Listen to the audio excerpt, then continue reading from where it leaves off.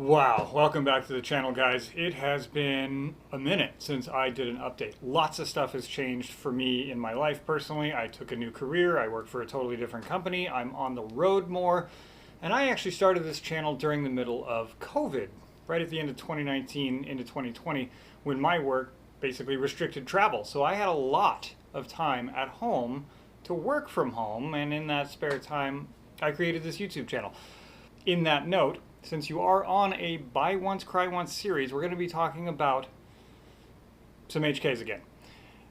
But in this manner, we're going to be talking about something that HK should have done and did not, and somebody else did and did it really, really well, considering what HK gave them. Today's Buy Once, Cry Once is on Wright Armory's iDot system for hammer-fired HK pistols. Now, if you aren't familiar with hammer-fired HK pistols, they do not accept a red dot from the factory. They have no factory options for any slide-mounted red dot at all. Not for the USP, not for the P2000, not for the P30s, nothing. Outside of the VP9, which is a striker-fired, not a hammer-fired gun, VP or H&K does not offer any factory optic-ready slides. And that's a bummer, because I really like hammer-fired HKs. You guys know that my personal favorite gun is a USP. All the really cool people in Hollywood used a USP, from Jack Bauer to Vincent to Solid Snake. Well, he used a Mark 23, but Lara Croft. I mean, USPs are awesome weapons, but they're pretty old, they're pretty outdated, and to get them to use modernized accessories is a really tough challenge, but it can be done. So today we're going to be talking about these two pistols that I have in my personal collection that are HK fired hammer guns with iDots. I keep doing it. With Wright Armory's iDot system. YouTube, man, well, we got a piece of algorithms here. Wright Armory has a special operational tax stamp, which is basically an SOT. They're an FFL. They are a manufacturer of firearms as well as a gunsmith. So everything you're about to see is the manufacturer making a firearm. So this isn't modified in any way. This is just how it's made. So in that respect, for the YouTube algorithm, we're not modifying anything. We're not adding all this extra stuff and changing things. We're watching a manufacturer manufacture a gun who's licensed to do so. So hopefully that appeases the algorithms. And with that, let's move on.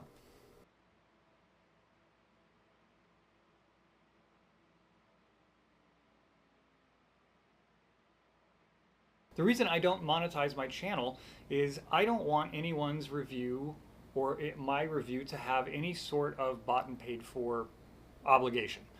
My reviews are very biased, don't get me wrong. In fact, I am very biased. I really like Wright Armory. I think they are a fantastic, fantastic gunsmith, and their iDot system is second to none. There is no peer in the marketplace that does the same type of work for a hammer-fired HK, and we're going to get really in depth to that today.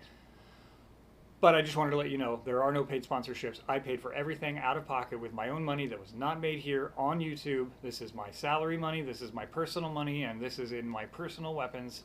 Nothing is sponsored, not ammo, not services, nothing is borrowed. This is all my opinion with my money, so I can recommend it with your money.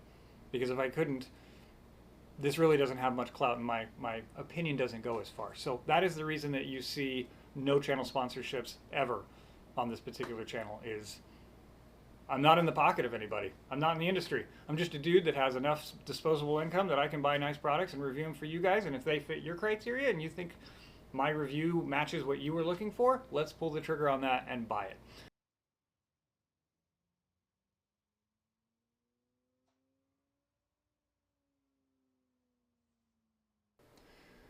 When it comes to my Buy Once, Cry Once reviews, I like to give all of my disclosures up front, whether that's the disclosure I have of the relationship I have with the company that manufactures the product I'm reviewing, or the disclosure of how much I actually paid for what we're talking about crying over a single time.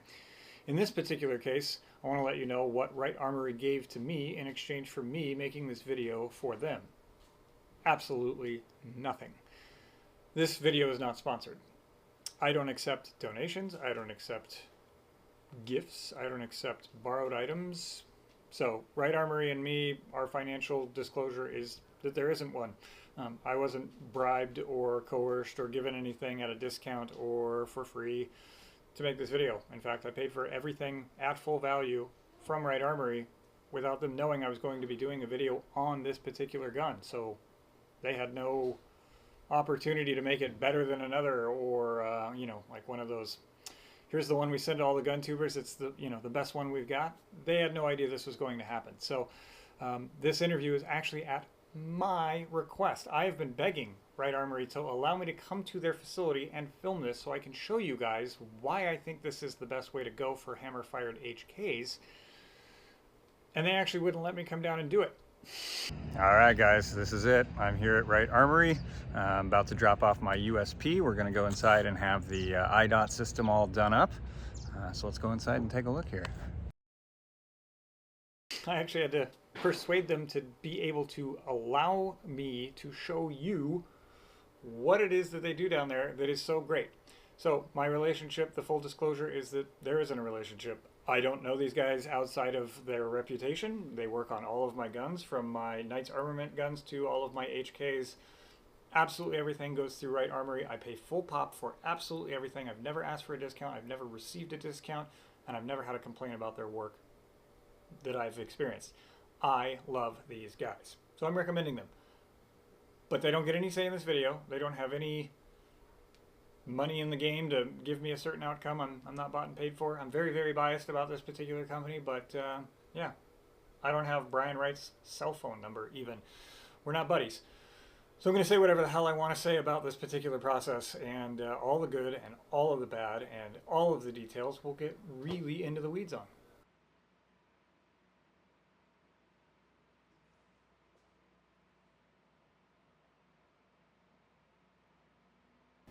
Now, in my Buy Once, Cry Once series, I like to talk about how much I paid for each gun so you know what type of money that we're talking about crying over a single time. On the P30L, all included with the dot, the flashlight, all of the internals that I've had done to it, and the iDot system, you are looking at a pistol that cost me $1,964.64, complete, as it sits out the door.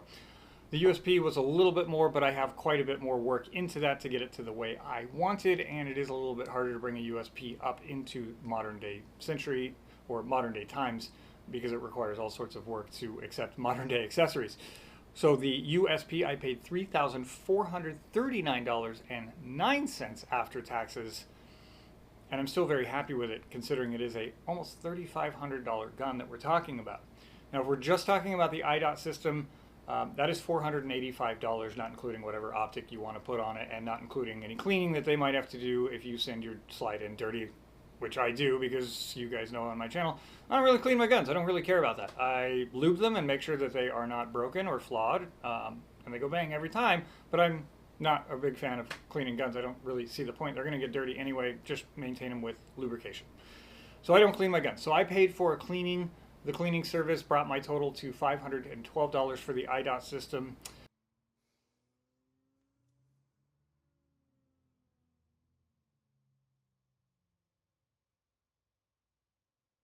Because I travel out of state for work, I have a requirement for my carry guns that probably exceeds most people's.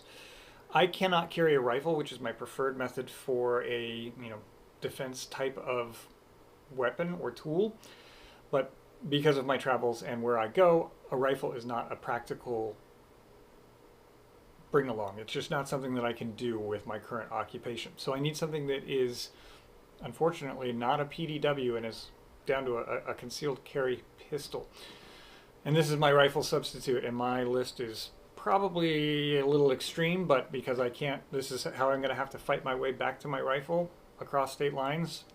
This is what I require when I am traveling out of state. So take it with a grain of salt. This is just my needs. Number one, my carry gun needs to be reliable in extreme conditions. And when I say extreme, between the places I travel, it can be as hot as 120 degrees Fahrenheit and as cold as negative 40 degrees Fahrenheit. So the wide range of weather that I see in my travels is very extreme. It needs to be able to work in really hot environments and incredibly cold environments.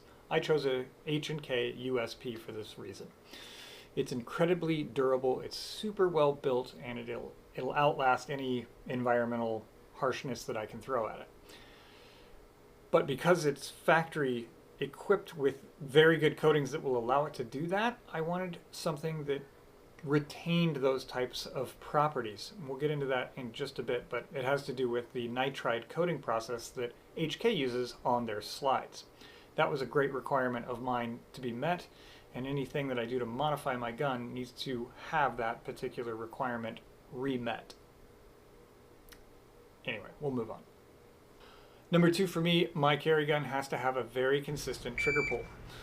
I don't like having a very heavy double action and a very light single action with a short take-up trigger pull. It's 2 different things I have to train myself on, and I don't really particularly like it. I also don't really particularly like striker-fired gun triggers. I also don't like the reliability that I have experienced with striker-fired guns. So for me, a consistent trigger pull is a double action only hammer trigger. And you're going to think I'm insane. But it's incredibly nice on an HK, and I'll show you what I'm talking about as we go on. So for me, number 2 was a consistent trigger pull, and a hammer-fired gun, double action only, gives me that consistency that I'm looking for. Number 3, familiar manual of arms. I started my life out on the HK USP Compact. It was a 45 caliber version, but that was my very first handgun ever. That was my introduction to firearms, and I've only built from there. So my manual of arms has 20-something years of training with HK pistols embedded into it. So an HK is naturally going to be my selection. And for me, a manual of arms that is familiar means no external safety, no frame-mounted safety. Obviously, drop safeties are a requirement, but nothing that I need to do to employ my weapon other than pull the trigger. So no external safeties. For me, HKs fill that requirement with a majority of their variants of triggers. And then on top of that, I prefer a paddle release because I use my trigger finger on my dominant hand to release magazines. I find push-button style magazine releases on frames odd, and everyone always claims that they're ambidextrous because you can swap them to the other side, but that's really just configurable. Ambidextrous means you have to change nothing and you can use it on both sides, as it is. And HK allows that with a paddle mag release at the base of the trigger guard where the frame and the trigger guard meet. It's kind of an odd thing. Walther does it, HK does it, and I love it. So that's my familiar manual of arms. It needs to have those things that I'm used to. Number 4, it needs to be 24-hour capable. What does that mean? It needs to be able to handle bright light, low light, and no light. I own night vision, and I travel with night vision because I go to places with very low light pollution, and I love to look at the stars. I think it's fascinating. So I'm always carrying night vision. So my tool needs to be capable under a daylight environment, it needs to be capable in a low light environment, and then it needs to be capable in a no light environment. And for me, that means it needs to have a weapon light, it needs to have night sights, and it needs to typically have an optic that is night vision compatible. Kind of a ridiculous requirement for most people, but it's a requirement for me. Number 5 is a super weird one. It has to have minimal features that would outlaw it or ban it from state to state, because I do cross state lines pretty consistently. And sometimes I cross state lines that would outlaw my weapon with certain features. What are those features? Magazine capacities, threaded barrels, no compensators, that kind of stuff. So my gun is very configurable. With one screw, I can remove a mag well and I can swap between 3 different magazines. Number 6 was it needed to be concealable. So basically it needs to be able to go where a rifle or a subgun or a PDW cannot, which means no external bags that I'm slung across my body, no cases, no fanny packs, nothing outside or off body to allow me to carry this particular tool with me wherever I go. So for me, that continues to be a appendix carry pistol. Number 7 was something with high enough capacity and a common round type that I'd have enough ammunition should I need to fight my way back to a safe space. For me, that means a minimum round capacity of 15. Most of the HK full-size handguns have a round count magazine capacity of 15 or higher. Recently, most of the 15 rounds got upgraded to 17 rounds by changing a follower and a spring. So a 17 round kind of puts it firmly into Glock territory, where we have a 18 round capacity on most handguns. The nice thing about the USP is it's 18 rounds. So with a topped off one in the chamber, I have on my person at any given moment 37 rounds. So two 18 round magazines and one in the chamber. It's pretty fantastic in that respect. Great feature of those particular magazines, and for me, that is a asset. Number 8 kind of goes back to number 2, that reliable or consistent trigger. I wanted second strike capability, which is why I don't have a striker fired gun. I want to be able to re-pull that trigger should I have a light primer strike or whatever reason. I want to be able to connect that action via the trigger pull without me having to get involved with racking the action. It's also a bonus for me as I carry appendix that when I reholster a weapon, I can keep my thumb on the back of the hammer and know whether or not the trigger is being manipulated as I'm inserting it into my holster, preventing me from shooting myself in very vulnerable areas. So it's an added bonus having a second strike capability of a hammer-fired gun, that it is a safer option to be put away in an appendix carry holster. Just some food for thought. Number 9 was that it needed to have an optic equipped capability. I want acceptable accuracy, and for me, I am only as accurate as I can see, and I can see a dot faster than I can see my irons. So for me, acceptable and fast means an optic. And if you've ever looked at all the HK hammer-fired guns, you'll see one thing they have in common. They don't allow optics at all. Like, there is no options. So outside of the VP9, you are completely screwed. You have no way to add a dot without a weird dovetail adapter or a frame mounted option or something weird like that. And herein comes the iDot system from Wright Armory. This is kind of the saving point to what I wanted for my carry gun, the ability to add a optic to a hammer fired HK. And it is not an easy process. You'll see that in a second. So without the iDot system, I couldn't have made this particular carry gun for my purpose. This is clutch.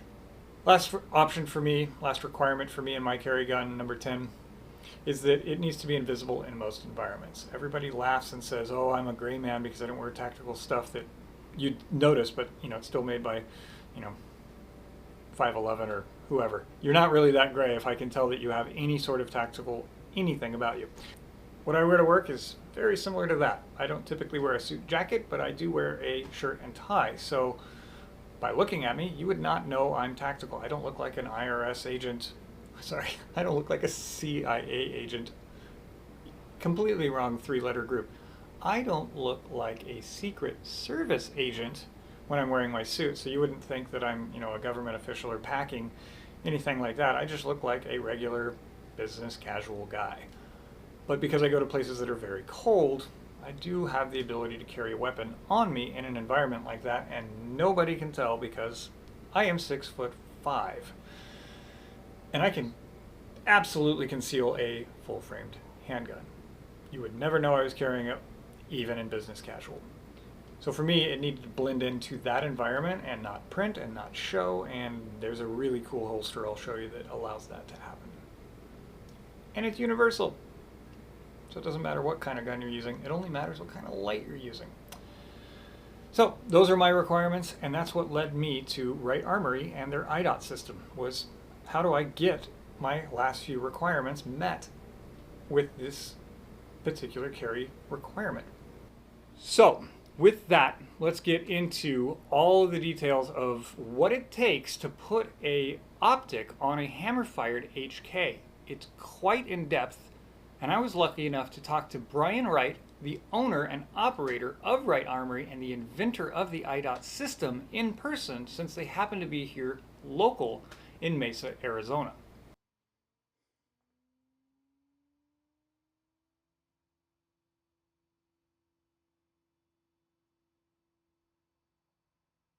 We'll just start at the beginning. Who are you? What do you do? I am Brian Wright. Okay. I am a classically trained gunsmith by trade. I own Wright Armory, and we do a lot of really cool stuff. Where's Wright Armory located? We're located in Mesa, Arizona. We have 2 locations here in the Phoenix metro area. Majority of the cool stuff we're going to talk about today, actually all the cool stuff we're going to talk about, happens at our headquarters in Mesa. And that's about us in a nutshell.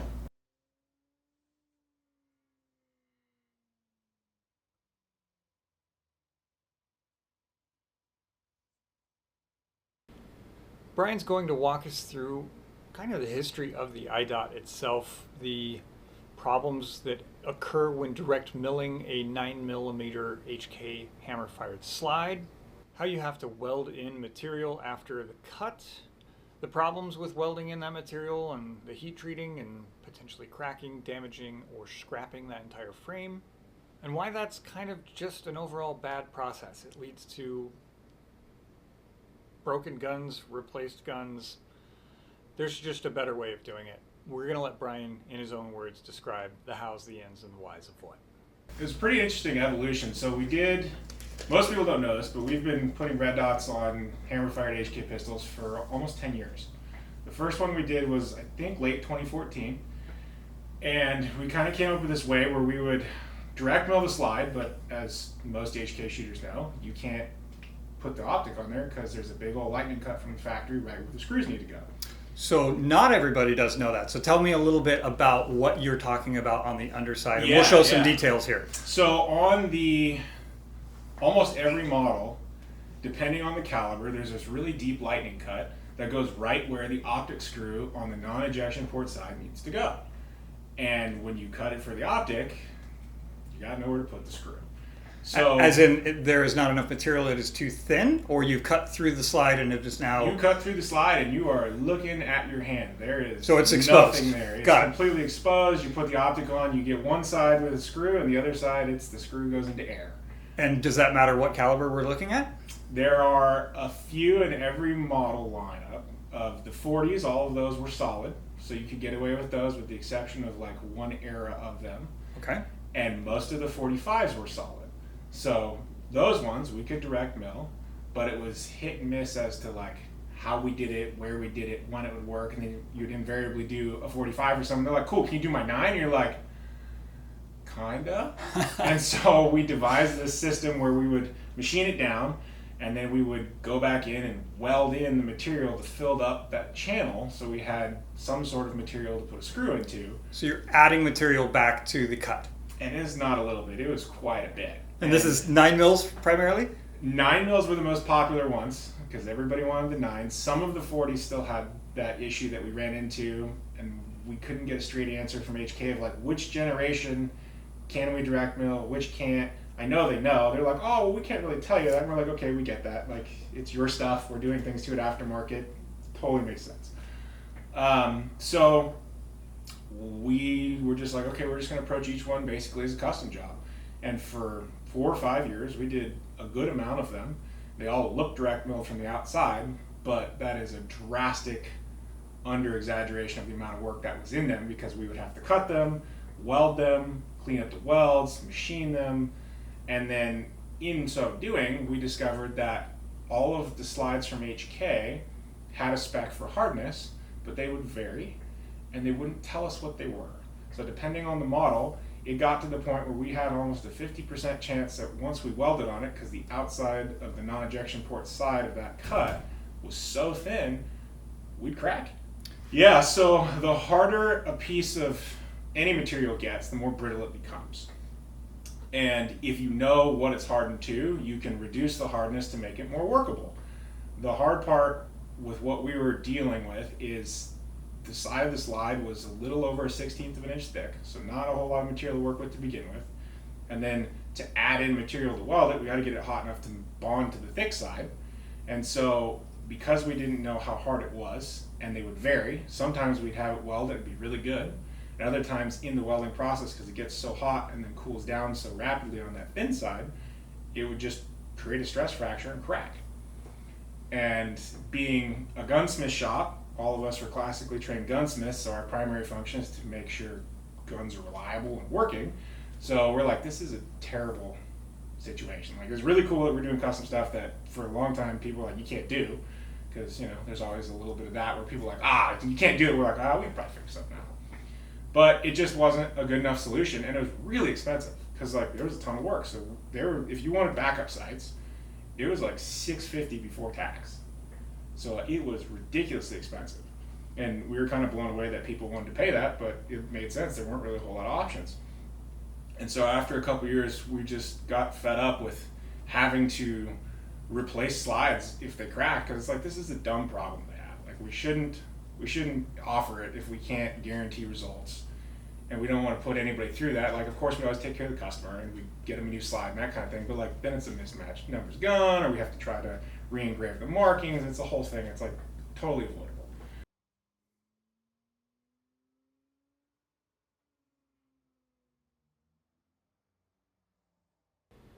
To me, all of that just makes sense. The iDot just kind of makes sense. Brian goes on to talk about how they've developed the iDot system. Actually, during COVID, all of its testing, the advancements they made, the different iterations, discovering failure points, changing screw designs, and engineering a encompassing and complete solution. So the I in iDot is interchangeable. So it stands for Interchangeable Dot Optic Technology. Kind of a mouthful, so that's why we went with iDot. So we just sat down one day and we're like, there's got to be a better way to do this. And we're like, well, what if we just made some kind of cut and then put the material in there that we needed as a plate? And that's kind of how the first iteration of the iDot was born. We were just sitting there talking about it because we, for a long time on other guns, used MOS plates, and we would modify them, add more screw holes so that way they don't break off. But we're like, well, what if we just made our own plate? And that's kind of how it started. So you machine into it, don't care what happens underneath it, and then reinforce it with a attached plate. Yeah, and then we have material exactly where we need it. All of the cuts were the same, so that way we could have consistency of the product we offered. We could put the sites where we wanted them instead of where there happened to be material in the slide to do a dovetail cut. And then it kind of evolved into taking the name of the iDot. We're like, what if it was interchangeable? Because up to that point, L&M was pretty much the only other place that would do anything remotely close, but it wasn't interchangeable. Like, what if we made it interchangeable? So like, once it's machined, any footprint we support, you just buy a different plate and put it on there. And so like, that took probably a year and a half of like working on that to figure out what type of footprint we need with all the models to make it compatible, so that way we could have the interchangeability, because every optic footprint, the screws are in a different spot. So then we would run into issues of like, okay, we got to rework the whole system. We got to redo this. We got to redo that. And we eventually got it done and tested it for almost a year during COVID. And I think it was right in the beginning of January 2022, we rolled it out. And it's been received really, really well. It solves a problem. We think it does a really good job. And all of our customers seem to think so too.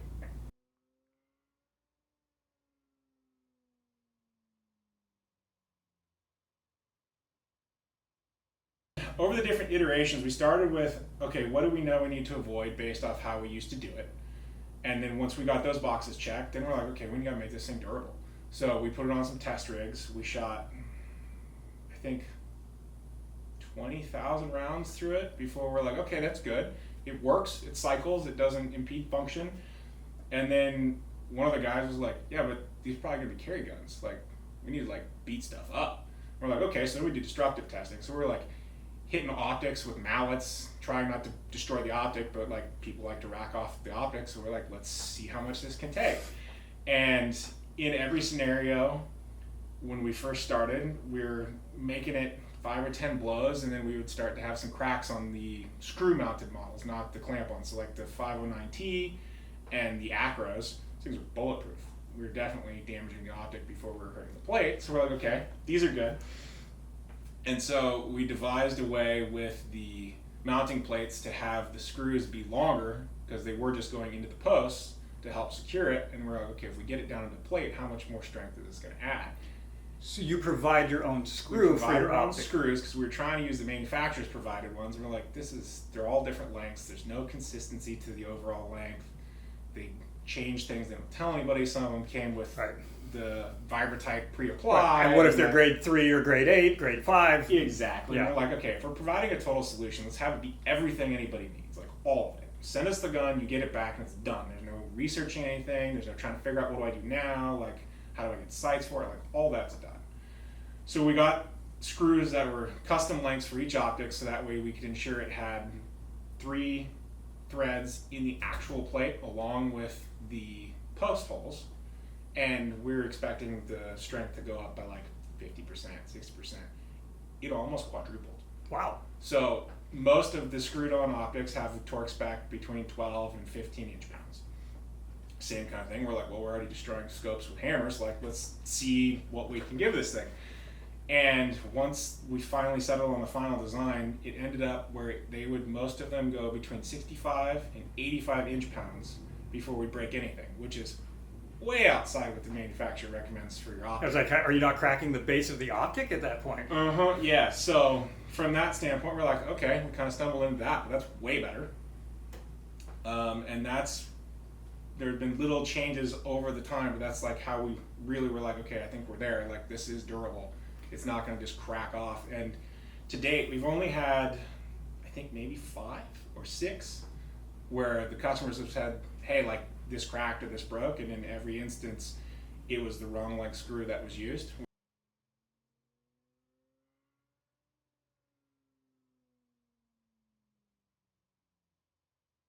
There's some design choices and restrictions that had to be made when making the iDot system. There is a weight and material issue here that factors into how reliable the iDot system is. That was one of the restrictions. And what's the plate made of? It's 6061 T6 aluminum. Okay, so it's machinable. Yeah, so it's and I'm very assuming machinable. you had to do that for keeping weight off of the back of the slide while maintaining strength because of cycling and reliability. Is that accurate? Yep, our first plate designs were steel, and depending on the optic size, we would have cycling issues. And so we didn't want to have a scenario where you get it machined and then you have to reduce the weight of your spring. We want to keep the reliability, so that way it's just a one-to-one swap. You answered this earlier, but I'm going to ask it again so that we can put it back at the front. Why aren't the plates steel? If they were steel, you could utilize the dovetail to put whatever Glock sights you want, but you already can do that. And the aluminum, this guy was worried he might damage it trying to use a sight tool. So Sure. Let's not go back through the sights, but let's talk about, again, why you chose not to do steel over aluminum. Yeah. And is it a strength thing? Is it a weight thing? The strength is pretty comparable. The biggest reason that we chose to do aluminum, we started out with prototyping with steel, and on a few of the optics, it just weighed too much after the modification that they weren't reliable. And if it's going to be a carry gun, we have to know that it's reliable. Like, if you're potentially having the worst day of your life, you have to clear a holster to defend yourself or loved ones, there cannot be any potential for a click. It has to go bang. And so we had some issues where it coming fully into battery on our test rigs, and we're like, we don't want to have a scenario where they have to play with springs and reduce the weight. So it was a pretty easy jump of like, okay, let's try a different material. If we can make it light enough, no modifications, we're good to go. And we got lucky that the aluminum was light enough that no cycling issues.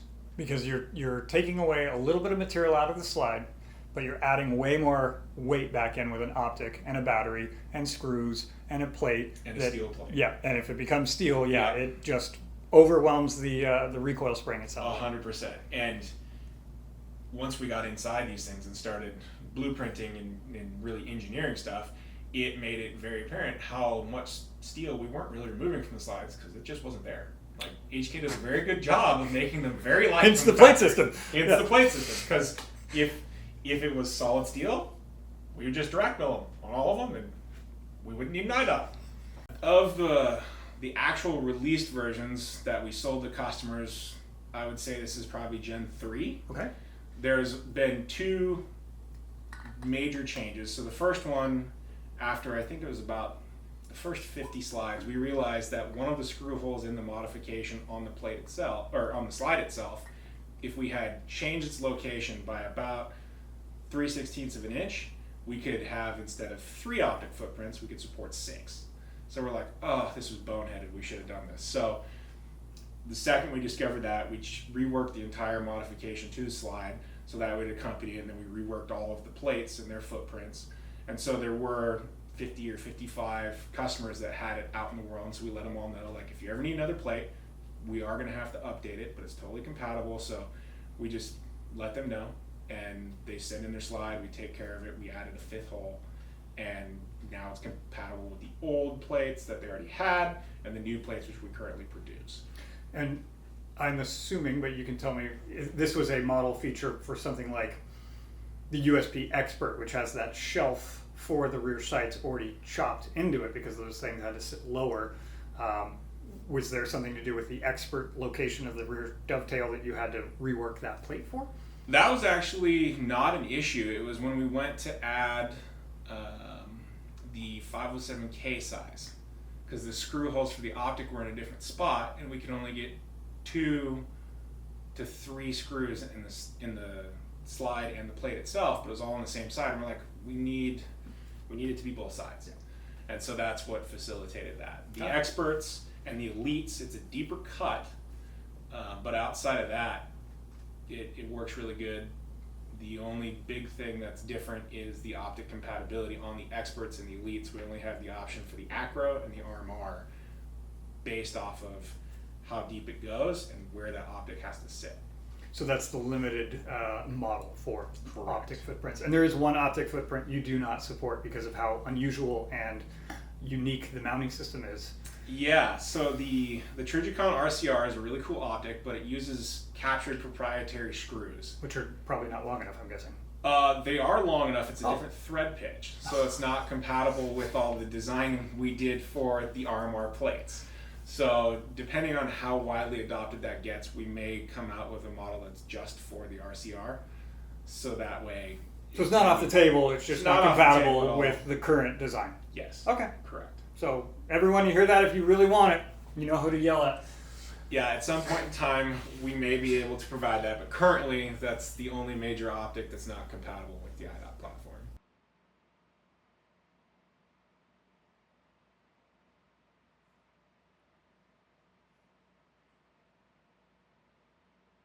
Now we're going to have Brian talk about what's modified in the gun. When I was researching this, I had lots of questions about what's modified, what's proprietary, will I ever be able to find replacement components in case they fail, how often will a component like this that is proprietary fail, and all sorts of things like that. Brian's going to explain how there is a modified firing pin block. There is a modified firing pin block and a spring that corresponds with that. Additionally, there are 2 roll pins that will be replaced with shorter versions due to the deck height of the milling and the plate itself. Outside of that, you could use any component for your frame, for any trigger job, whether that be Lobos, Gray Guns, Lazy Wolf, factory HK, replacement parts. It's all still compatible. Is there anything replaced inside of my pistol that I would need to get that's proprietary to this system? Kind of. So we modify the firing pin block so that way it accepts our proprietary spring, so it's no longer the factory spring. But outside of that, everything else is still your factory guts. Any idea of how long we should, same factory recommendation on replacement cycles for that type of spring? That spring, it's changed the design quite a bit, and it functions, I don't want to, dare I say, better, but you are a gunsmith, you would know. It's less susceptible to cycling issues with the temper on the spring because it's a thicker gauge, but it's not much heavier. Got it. So one part would be proprietary to the iDot that isn't a factory spring. Yep. Okay. And that's really the only thing, and the only real compatibility issues you'll have with aftermarket trigger jobs is you don't get to use the lightened firing pin block spring. But from the standpoint of, like, let's say you send it to Gray Guns or Langdon and you have to do a bunch of trigger work, it's not going to change any of that. All that's still compatible with the exception of that firing pin block spring. Oh, actually, I did think of one other thing from our question earlier of what's different inside the slide. Yeah. We swap out these pins. So the factory ones, let's compare it to this one. They're much longer, where they would stick out of the bottom of the slide if they're flush on the bottom of the plate. So we get you the appropriate size so that way we're not having to grind these down. You get a nice consistent thing every time. The roll pin. Yep. Got it.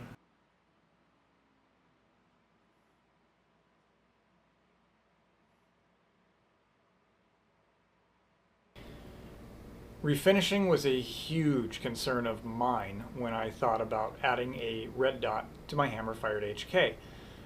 HKs have nitride coating on their slides, which is very durable. It is probably about the most durable coating you could ask for, because it's not really a coating, it's a treatment process to the metal that produces this black finish. So it's actually the hardened material of the metal of the slide itself. It's not like a Cerakote or a anodize or spray paint. It's actually the metal you're looking at. So it's treated, not coated, if that makes sense. We'll get into that a little bit further, but I really like HK's process in that regard. It makes the slide very hard, very durable, and can withstand all sorts of environments, from salt water to snow to sand to dirt to mud. It's pretty awesome.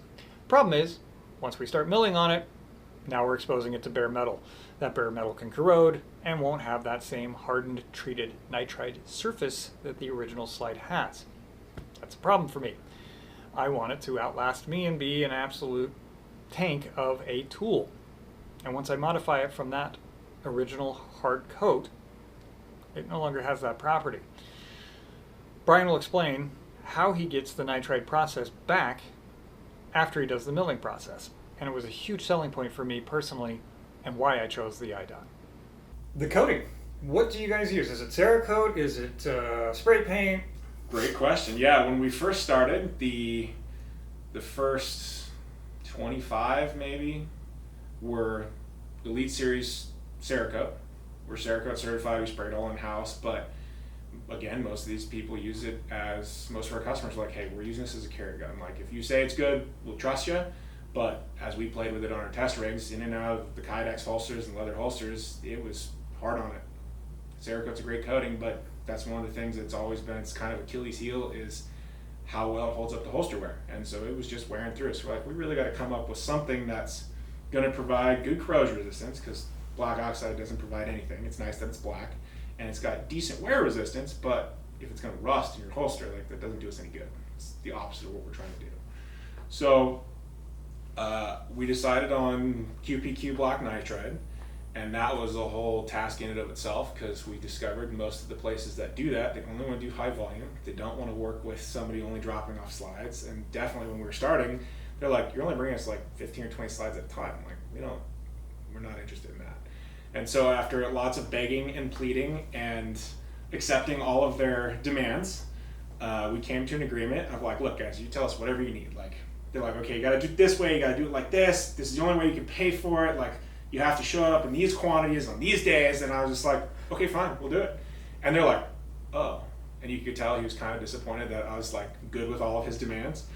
But that's how that came about, and we've been doing it ever since, and they do a really good job. It's the longest portion of the process because it's not in-house. We don't have control over that. If they're doing pallets of barrels for somebody, and then we have 50 slides that need to get done because we're a smaller account, sometimes we get pushed around. That's okay. They always take good care of us though, and we get them back and then back together, and away it goes. It holds up really, really well. It does. Mine has been in and out of my holster a couple 100,000 times. Yeah. Like, we'll show you close-ups of it. You really can't tell that there's wear in it. So you have to basically deal with the soup Nazi from Seinfeld to get your nitride coating done. Yep. Wow.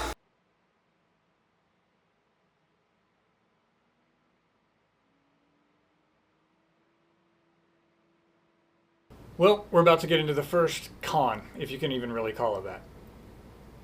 I'm gonna, because I'm a nerd and I like cloning stuff, and part of cloning stuff is markings. And I love HK markings. They're just neat, they're cool, they're German. I like the proof marks. I don't like that they've switched them off of the slide and onto the frame. I liked when I saw my serial number and my date code and my proof marks on the slide laser etched in there. It just looks cool. So here's the first con I can find with the iDot system. Because the entire slide gets completely renitrided after the milling process and the iDot system has been done to the slide, your proof marks are coated over. And by coated over, I mean they're just duller. You can still actually see them, you just got to get them in the right light, because they're actually still there. They're just coated over with more nitride.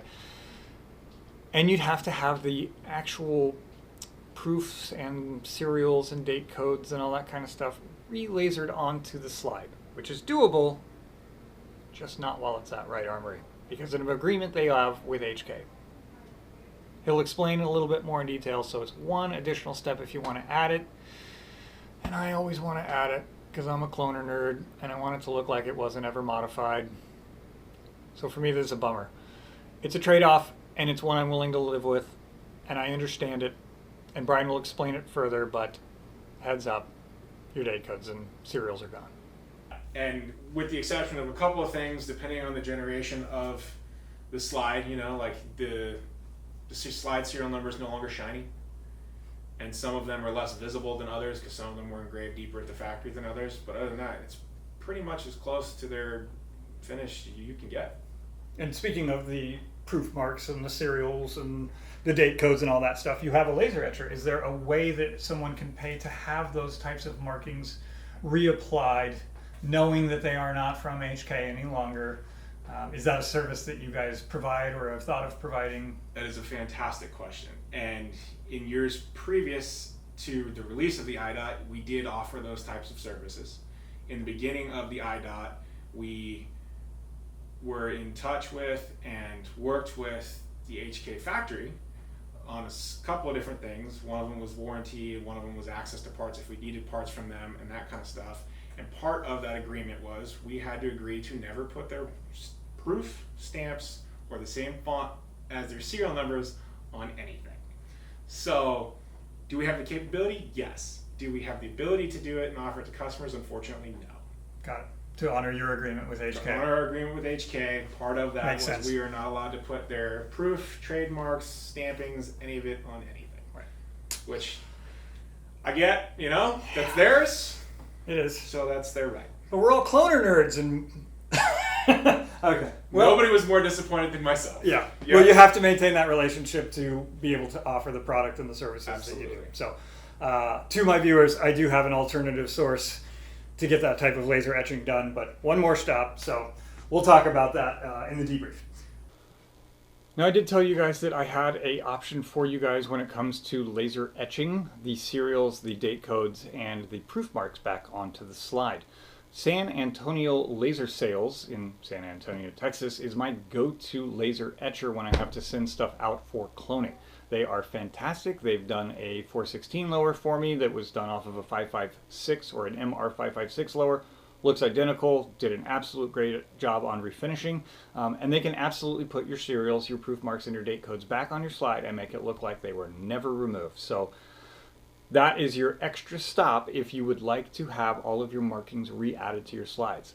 I personally haven't done that process yet just because there is another guy that I use local for engraving and laser etching on my own products, mainly my Wicked compensator, and that's Basil Engraving here locally in Phoenix. We are working together to set up one of his machines to be able to do serials, date codes, and proof marks for HKs. We're going to do a couple different models, and we'll get that one tried out, but I can't recommend you to him yet because we haven't finished the setup. So San Antonio Laser Sales would be my #1 choice, with Basil Engraving in Phoenix being my second. Just something to think about should you want to add those components back to your slide after the nitride finish.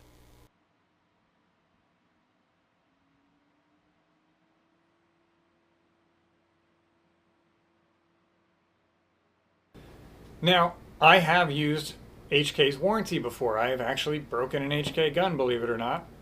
I had to send my VP9 back for a broken sear block on the frame that wasn't able to be fixed. And HK was amazing during this process. They kept me updated, they gave me options, and they ended up replacing the frame and having it back to me in, I think, under a week total from the time I sent it to them before I got it back. It was an incredible experience. And I really like having a factory HK warranty. So when I was looking at the iDot system, I was worried because HK has a great warranty and they make a really good product. But everybody's human and anything can have a defect. And I didn't want to be paying out of pocket for something because I decided, ooh, I got to have a dot, therefore I no longer have a factory warranty. So that was a big concern of mine, and one I no longer have after talking to Brian about who covers what when it comes to the warranty. You're going to be pretty shocked. Regarding HK warranty, Yeah. is there one after you do an iDot system, or is this whole thing completely voided? That's a great question. Yeah, so in most cases, anytime you do anything, whether it's an optic cut on a Glock or an HK or anything else, it's going to void your factory warranty. In the rollout of the iDot, we contacted HK and we wanted to see what parts availability was, what it looked like if we were going to say buy like a couple hundred slides and be able to offer them pre-modified and all those different kind of things. And so we got pretty far into the weeds with them, and we ended up signing an agreement with them where they will sell us stuff if we need it. But one of the portions of that contract outside of the like we can't do the proof marks and that kind of stuff was they'll still honor the factory warranty on your guns after it's been modified on anything that's we don't touch. So in that agreement we agreed to warranty the things that we do, and they would warranty the things that they did, and so that way all of the end users still have a functioning warranty. So the entire frame would be covered. The entire frame would be covered, and if there's anything that happens to the slide away from where we work on it, they would also cover that. Wow. So barrel included. Barrel would be included, so we don't do anything to the barrel. Oh. So that's a great Yeah. great thing then. Yeah. Okay. So you warranty anything that's basically internal to the cut and the firing pin block spring, and the rest of the rest of the pistol carries a factory HK warranty. Yep.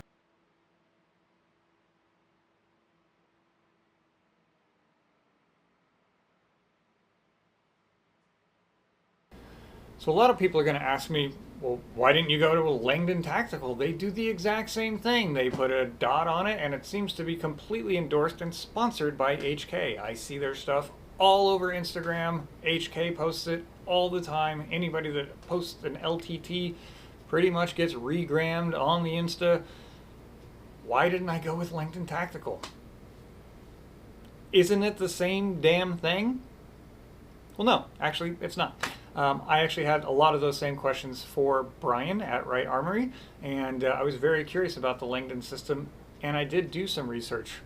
And my research led me to a lot of things that honestly did not blow my skirt up when it came to Langdon Tactical, and some of the examples I saw that went out into the world made me less confident in them. Not to say that Langdon Tactical is putting out subpar work, but for the quality that I expect for as an HK owner, I have pretty high standards. I really do. I'm kind of snobby about it. But I get what I pay for, and I have no problem paying for the quality I expect. And I don't expect to get that kind of quality at the price point that Langdon Tactical is delivering it. Brian will explain it better in detail, but I thought it was something that they collaborated on, that Brian and Langdon worked together to create a similar system that both HK was like, you're good to go, manufacture them. Turns out, really no, not at all. They're not the same system. They're not shared, and they're quite different. And I'll let Brian show you, and we'll have some pictures here to kind of illustrate the differences. You'll understand why I ended up going with the iDot system over the LTT system. You'll see.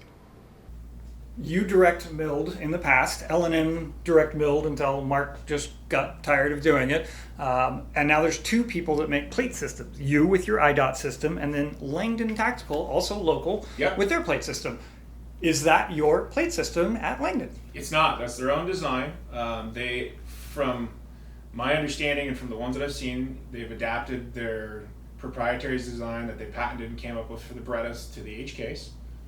And it's different in mounting location, but it's similar because we're limited to the real estate that's available. But ours was designed from scratch specifically for the hammer-fired HKs, and it doesn't use really any of the same features. The unfortunate part is we've had a few people that have asked if they have maybe bought one of the pre-done Langdon ones and they want to put the iDot on it because the interchangeable rear sights or whatever reason they decide to do it. The screw hole location is too close for us to convert one of theirs to one of ours. So it would overlap or possibly cut into the thing. Yeah, the screws are about half of a diameter from where ours would have to be, so it just doesn't work, unfortunately. But from that standpoint, it's a great system. You know, Is theirs also interchangeable? I believe they have interchangeability, and I don't want to speak on their behalf as those kind of things, but it's a good system, and for the price, it's hard to beat. Like, it's significantly less expensive than ours. But it doesn't have a whole lot of interchangeability. It actually has no interchangeability as far as like sights go, and the optic footprints that they offer. I want to say they have 4 of the major footprints. So like it's definitely a contender, and in this economy, you know, like money is budget is a big consideration. Ours has some different features, and that's why ours costs different, because it works different. So ours, like we touched on before, has locator posts from the slide to the plate that lock it in place, and then the screws hold it down on those locator posts. It has support for every hammer-fired HK model that they make, with the exception of the Mark 23. So there is no caliber, length, size of any hammer-fired HK that has a polymer frame that the iDot is not compatible with, other than the Mark 23. So for my viewers, that means HK45, that means USP Expert, that means P2000, that means USP Compact. SK models, yes. L models, compact models. Even VPs, which are already optic ready. If it's not an optic ready VP, they can. Yeah, so on the VPs, we can direct mill them. Right. So the striker fired stuff, it's way simpler because there's enough material where we need it. Yep. So one thing you told me, and it really resonated with me and kind of solidified my choice, you told me you're a gunsmith first. Yes. Yeah, we are a gunsmith company first. We started fixing guns, and our sole purpose is to keep guns running and make them reliable. We don't want to just do things to make money and then hope the end user doesn't have an issue. Yeah, you're an FFL, but your primary business model is not selling as many small arms out to the public as possible to have your iDot Correct. system on it. Yep. It is that you take the time to intricately hand fit and expertly gunsmith HK hammer-fired guns. Absolutely. Which is why I'm here, because I am a whore, like I said. Outside of that, I think that's for the most part. Yeah, the big differentiators between the iDot and anything else, and even towards the end, Mark at L&M, he had a plate system as well. It just wasn't interchangeable. But ours is. Ours is interchangeable. You have the slide machine once. Any optic footprint we decide to support, all you gotta do is change the plate. You can change your rear sights if you want to. You, of course, change your front sights because it's unmodified. And we offer support for all the major footprints. So we've got the RMR, the RMR-CC, the Aimpoint, the Holosun 509T, the Acro P1 and P2, the Loophole Delta Point. Like, that's pretty much all of the major popular optic footprints. And anything that fits on them, with the exception of the RCR, works great. And Langdon does not nitride their sights. Is that accurate? All of the ones that I've seen from Langdon have Cerakote Elite, which is a very durable finish, but it's not nitride. Got it. And the one I saw in person, it seemed to only be treated on the area of the cut, because they still have their serial numbers and their proofs. I don't know about that. I can't speak to that. That's what it looked like to me, only because of those proofs. It's possible that's what they could be doing. I know in most cases it's more work to mask and only Cerakote a cut area than it is to a full slide, so I'd be surprised if somebody was doing that. But like I said, I can't speak to that. I don't want to put words in anybody else's mouth. So fair enough. You know. I do want to touch a little bit more on why I chose iDot over Langdon Tactical now that you've seen some pictures. I'm going to put a couple of those pictures back up. This is actually from a user on Reddit. He gave me permission to use these pictures, and he owns both. One with a Langdon Tactical adapted Beretta dot system, and one with the Wright Armory system that was designed specifically for the HKs. And after looking through his pictures, I've actually seen one of these guns in person. The Cerakote job is not, it's not great. It's peeling off, it's heavy in areas, it looked runny, not a great finish. The actual cut I don't really like either. You'll notice here on the back of the slide that they don't mill all the way back. They actually mill only to a certain area, and then they leave the rest of the slide kind of right behind where the irons were to lock their plate in position. That's kind of how they manage it with recoil, besides the screws, is they kind of just lock it in place with that shelf. I don't like the way it looks. Also, look at this plate. Like, the iron sights, I don't like that they're not replaceable. Like, small gripe, but also they don't look very aesthetically pleasing. In fact, nothing about this plate really looks very aesthetically pleasing. It doesn't seem to follow any of the contours or the lines of the actual slide or the cut. It's wider than the slide when it doesn't need to be.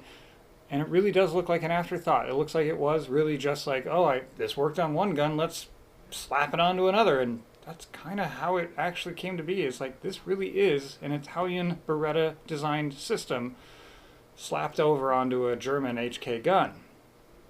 The execution is fine, but I expect more on a German HK gun. Like, this is a very well crafted, very well made gun, and I want something that's equally well made when I modify it. I want something where somebody's like, I took the time to appreciate the lines of the HK, because an aesthetic is a huge part of this for me. This is the USP versus the P30L, but like, look at, you hopefully can see some of the intricacies of the machining here, but like the shelf has this contoured raised like feature. It looks beautiful from the back. It starts right about here. You can kind of see that in the lighting. So it's just this raised contour. It just follows the sides of the slide really nice, then comes back out in the plate where it's wide enough for the optic, and just everything about it is very nice. The way it meets the back of the frame or the actual original slide cut. I'll see if we can't get that in focus, but like, this is the plate, and just the way it matches the contours of the P30L and the USP. These are actually two different iDot plates because they're two different models. The USP slide is just a tick wider than the P30L slide is. So the actual iDot plate, regardless of optic choice, is different between the USP and the P30L. So you actually can swap them, but you will notice a little bit of overhang if you put a USP plate over on a P30L slide, and the P30L one wouldn't really be wide enough for the USP one. So they are different because they do take that much intricate time of machining and contouring of their actual plate to be that precise, that a USP has a different profile and size and width and everything about the plate than a P30L, because they are different. That's the kind of craftsmanship I'm talking about when I look at a Langdon versus an iDot. Nitride coating, just like the factory. Really nice contouring, just like the factory. Excellent execution and engineering, just like the factory. This is not a slap-on afterthought. This is how it should be done. And if you're spending money on an HK, why did you stop on your optic? Why did you stop on your optic mount? It should at least be as expensive as the gun when we're talking about a rifle, and typically if we're talking about a long distance precision rifle, your glass should be more than the rifle. Why would you not do that on your optic for your handgun? Like, this is a duty grade optic. I can rack it off the fucking optic anytime I want, and I do. This thing is very well built. So, in that vein, when you're looking at a Langdon and you're looking at an iDot, notice the difference in craftsmanship between the two. That should tell you enough about what an iDot system is compared to the Langdon Tactical one.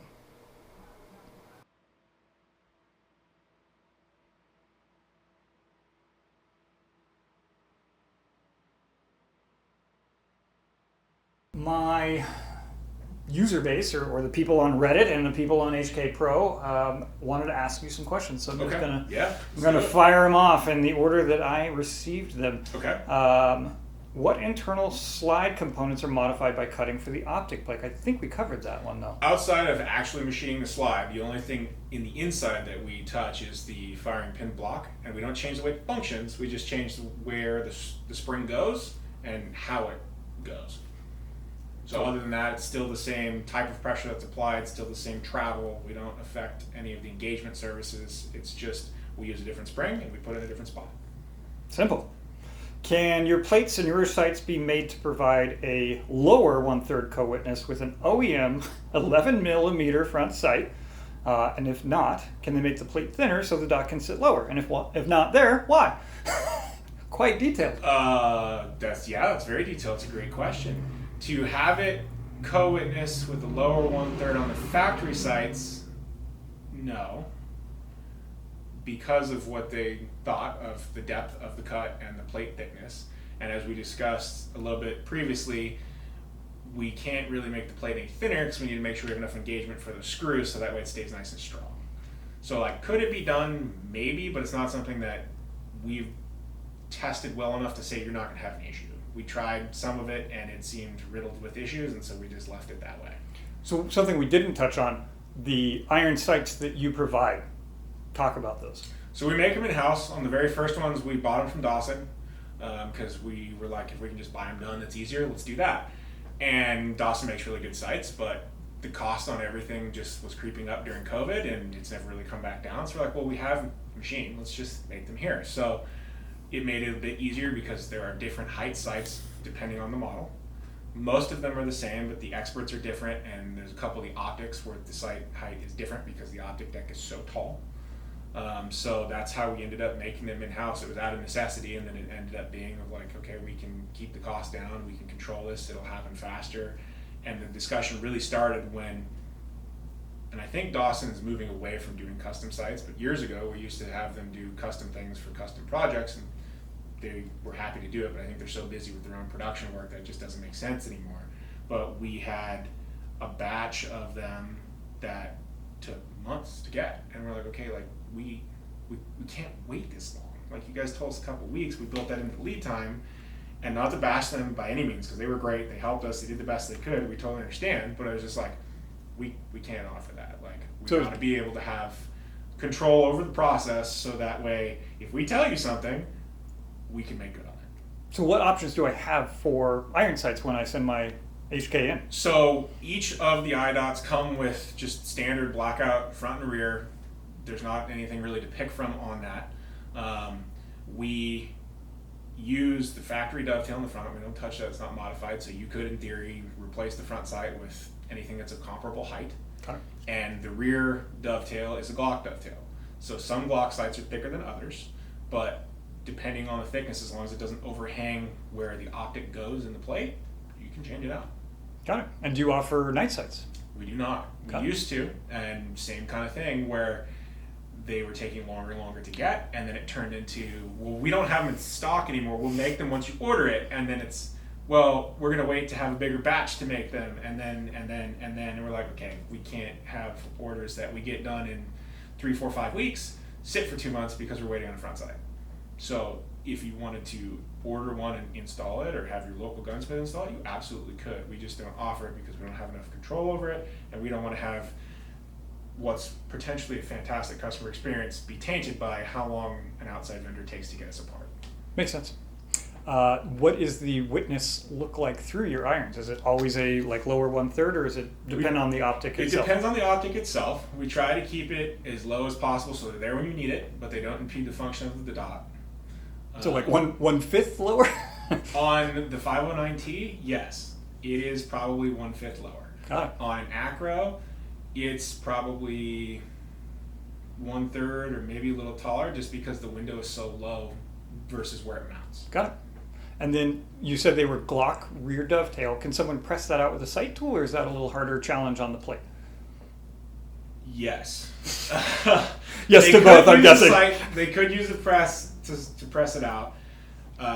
Coming from years and years and years of doing site installs and using everybody's site tools and that kind of stuff, we ended up outside the iDot, just in the general repair shop. We don't use site presses for anything anymore, because invariably something will happen and it'll put pressure where you don't want it and potentially damage the gun, or in this case the plate.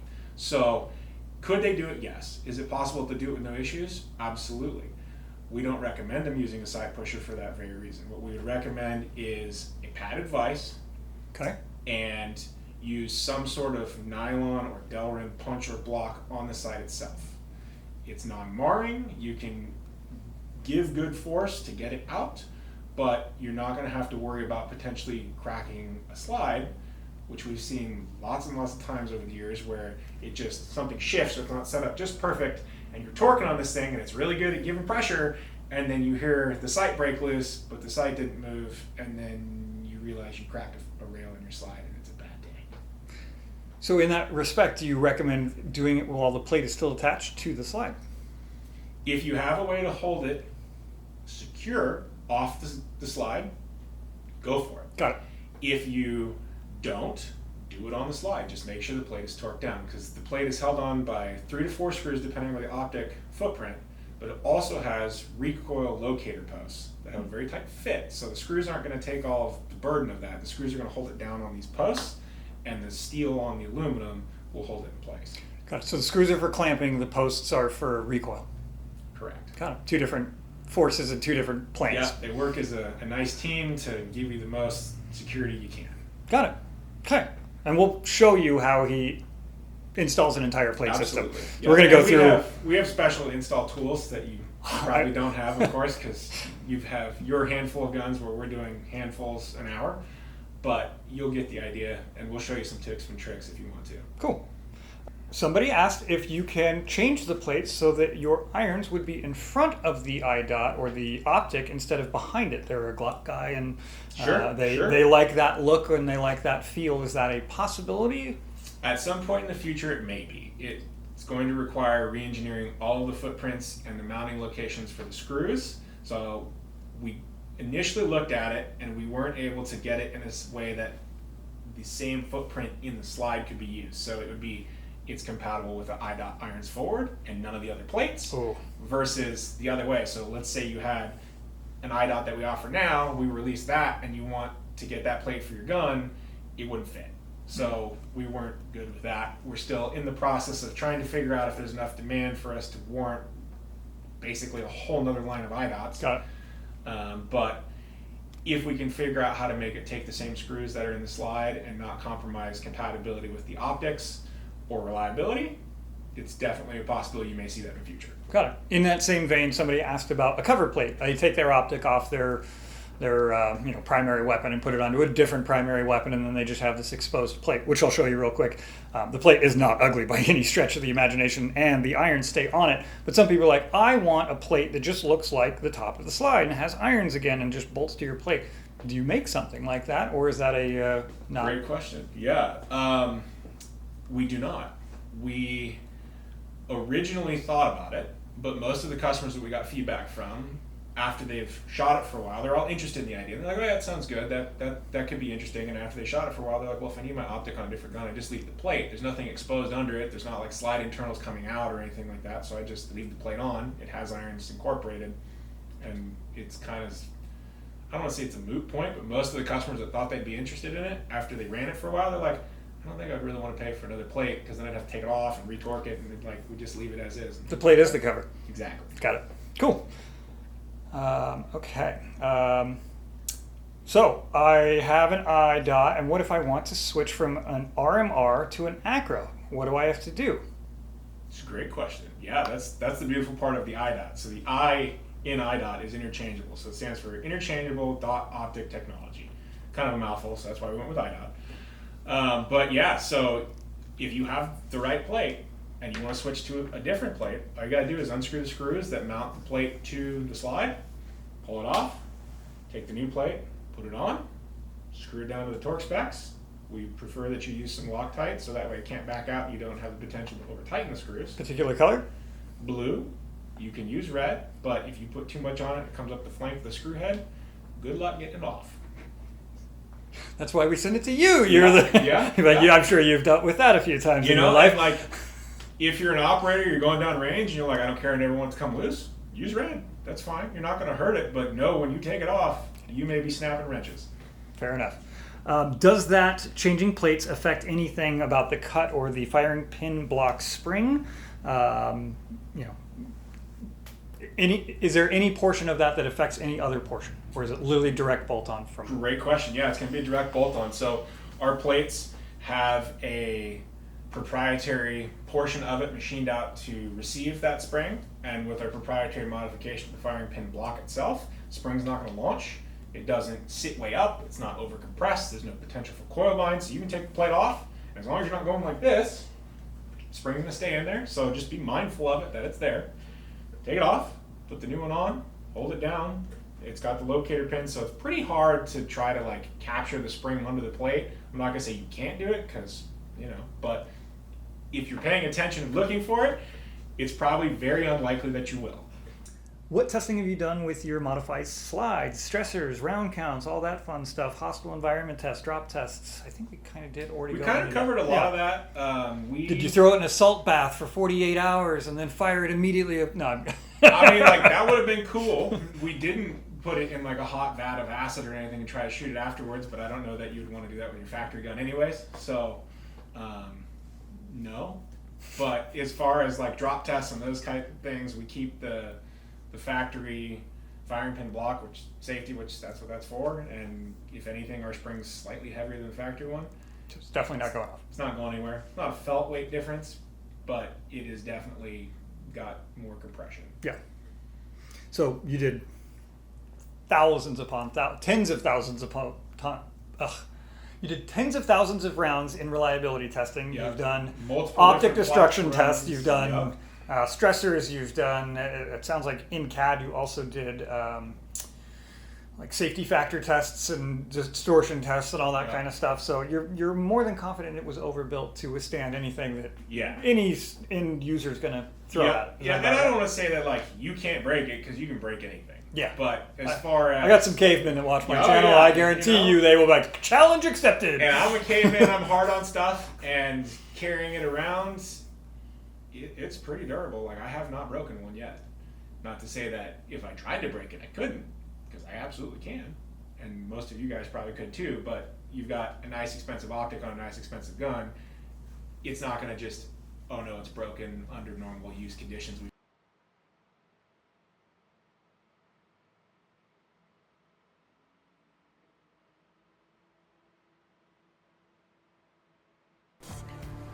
So you've decided to order a iDot system for your HK.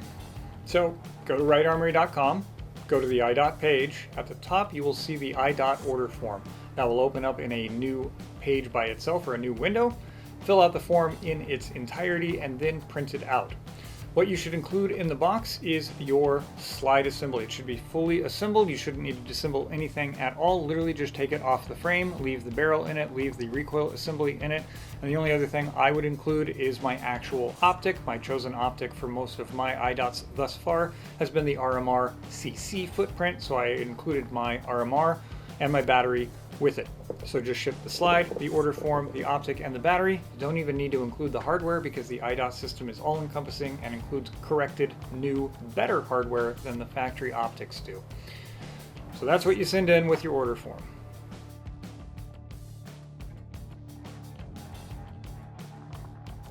So slide assembly arrives at Wright Armory in Mesa, Arizona. First up after receiving the package is to open it and see what the order form is requesting. Wright Armory will open the box to find the order form, the slide assembly, and the optic well packaged inside. They will remove all the contents from the box and begin logging all the items into the system, marking the conditions of items, serial numbers, and full contents list. Next is to assign it to a bin number and send you the first communication that lets you know your order has been delivered. Everything from the package will be put into this bin, as well as the required hardware and iDot plate itself. It will then go into the intake area to be photographed. The intake area is where the slide, optic, hardware, plate, order form, bin, and any additional items found in the box will be laid out and photographed. You will be sent this picture as a confirmation that all items were delivered to Wright, along with the details of the condition and the serial numbers showing to assure you that this is your property. The items in order form will then be placed back into its numbered bin and taken to the staging area where it awaits its turn in line for the disassembly and cleaning process. You will get a notification for each stage of the work as it is completed.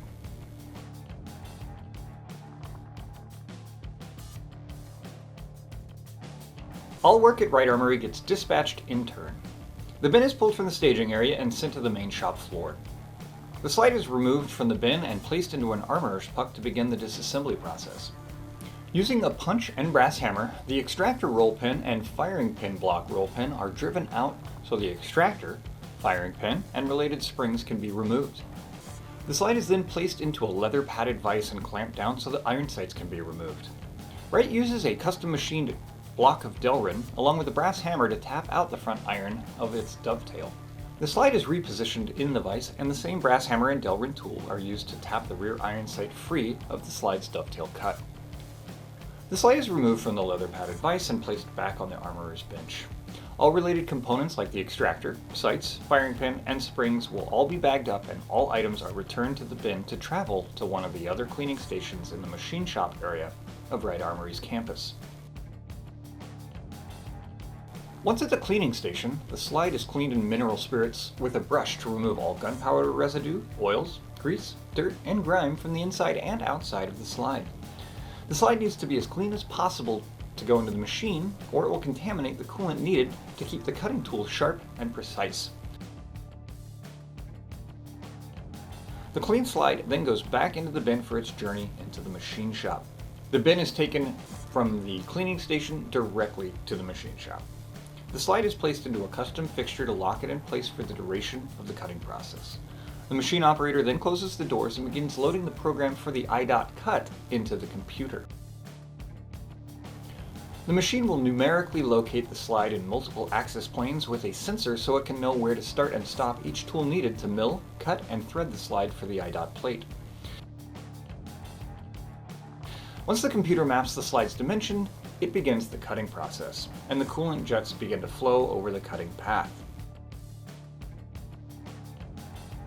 The program will mill out the dovetail and leave behind 3 recoil mounting studs for the iDot plate to lock into, as well as drill and tap the holes for the plate itself and the optic to bolt down to. The whole process takes roughly 20 minutes from start to finish.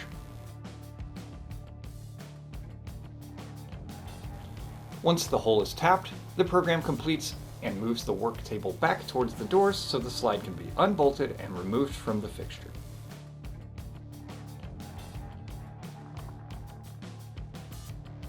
The slide is blown with compressed air to remove any metal chips, coolant, and debris from the slide.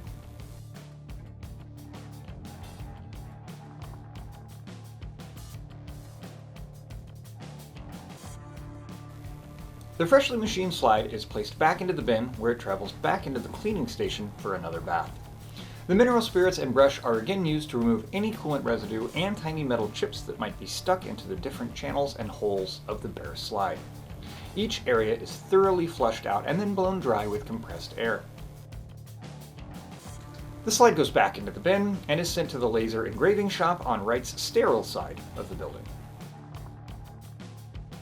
Once in the laser engraving shop, the slide gets placed onto the bed of the laser machine in a fixture that will lock the slide in place for the duration of the laser engraving. The laser head is adjusted to a precise height above the slide, and then a visible light laser will begin to project the design onto the slide, so the operator can check the location and size before etching. Once the setup is complete, the slide gets the iDot and Wright Armory logos laser etched into the cut area of the slide itself. This is to let any future gunsmith easily identify what type of pattern they must follow when working on that gun, and to visibly differentiate it from the other plate systems in the market. Once marked, the slide is removed from the laser bed and placed back into the bin where it will go to the staging area to await media blasting.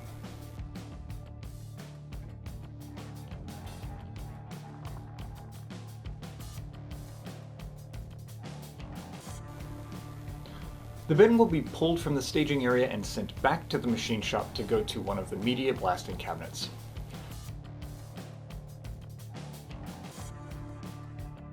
The machined and laser etched slide will get placed into the blasting cabinet and locked in. The operator will then slide his arms into the gloves and grab both the slide and the blasting gun inside of the cabinet. The slide is then blasted down from head to toe back to bare metal. The nitride coating is completely stripped away during this blasting process, and the end result is a uniform and even metal surface that is free from all oils, residues, and contaminants.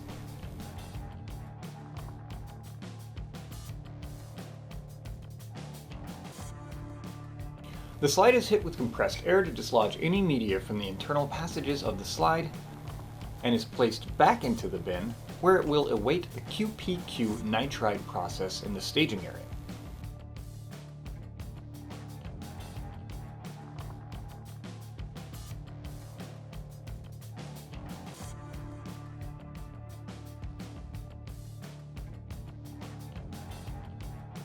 So now we're going to talk about the QPQ Nitride coating process. This was actually the only part of the entire iDot process that I was not allowed to film, is this QPQ Nitride bath.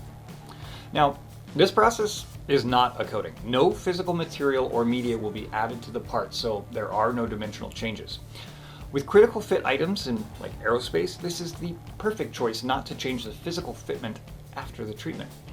QPQ black nitride is known as thermal chemical diffusion. Yeah, I had to look that one up. The process is likened to impregnation, aka diffusion of the metal with carbon and nitrogen into the surface of the steel. This makes the surface of the steel hardened, wear resistant, and corrosion resistant. So when the slides arrive at the processing plant, they are first loaded into a giant wire basket and chemically treated with a high pressure spray to clean all contaminants, oils, and solvents off the metal. The parts are then heated up between 350 and 500 degrees Fahrenheit to eliminate any moisture from the parts introduced during the cleaning process and to remove thermal shock of the parts themselves before going into the first bath. The next step after cleaning and heat drying the parts is to get them into the nitride bath itself. Now the nitride bath is where the carbon and nitrogen diffusion happen to make it a hard surface layer on the steel itself. The bath is running at 1000 degrees Fahrenheit during this treatment of the steel parts. Once they come out of the nitride bath, the steel now has all the mechanical properties of the nitride on the surface as well as the hardness level. It does not yet have any corrosion protection on the steel yet. The next step is adding corrosion resistance properties to the steel by putting the slide into a quench bath. This bath is a bit cooler at 750 degrees Fahrenheit and adds all the corrosion protection to the slide in the form of an iron oxide layer. It's technically known as Fe3O4 and it's to the surface of the steel itself. That chemical treatment layer is the black finish that makes this process so sought after. That uniform and even finish is tough as nails, will not wear off, and will not rust. After the quench bath chemically treats the surface, the entire batch is then moved into the water bath. This will again help to slowly cool the parts and wash off any remaining chemicals from the parts that were not absorbed into the steel itself. The water baths go through 5 different stages of treatment and tank temperatures to remove all salts and imperfections. The next step is to soak all the slides in a hot ultrasonic cleaning tank. This is the last step before the parts are inspected, oiled, and shipped. This helps remove all gunk, sludge, and salt off the part so it can be hand oiled and packed up. The parts are then dried via compressed air and hand inspected for a uniform finish, complete coverage, and then each slide is lightly oiled before being tagged, boxed, and delivered back to Wright Armory.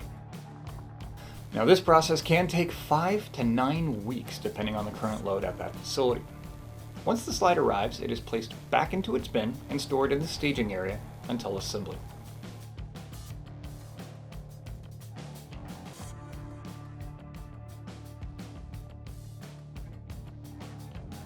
The bin is removed from the staging area and brought into the main workshop. The fresh nitride on the slide will need to be protected from all assembly marks, so it is placed into a leather padded vise and then wrapped in the paper of the order form to ensure no metal, no dirt, or marks can be left on the slide itself. It is then clamped down so that the front iron sight can be installed. Installation is basically the reverse of disassembly, so since irons were tapped out last, they get installed first. The front iron sight will be fitted by hand to the dovetail. It is first checked against the slide to see how much material will need to be removed from the bottom to give it an interference fit. It is then hand sanded to remove thousandths of an inch from the bottom of the iron sight and rechecked for fit. This is done multiple times until the sight can be started by hand into the dovetail. It is then slowly and methodically tapped into the dovetail by the Delrin tool and the brass hammer. It is then mathematically centered and checked with a micrometer to make sure and ensure precision once removed from the vise. The slide is then placed on an armorer's block to have the slide internal parts reinstalled. The extractor and spring are installed first, and Wright provides a new, shorter roll pin and taps it flush with a punch into the slide. The extractor is then function checked. The firing pin, spring, modified firing pin block, and Wright Armory provided shorter roll pin are then installed with the brass hammer and punch, and then function checked.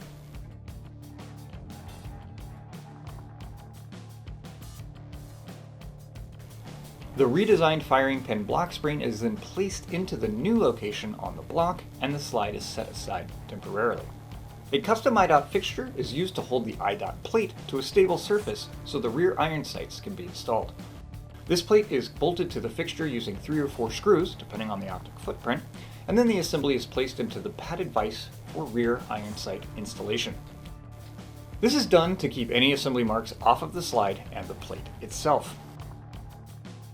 The rear iron sight dovetail on the iDot plate is shared with Glock, so they can be replaced with multiple options should you choose something other than a blacked out rear sight.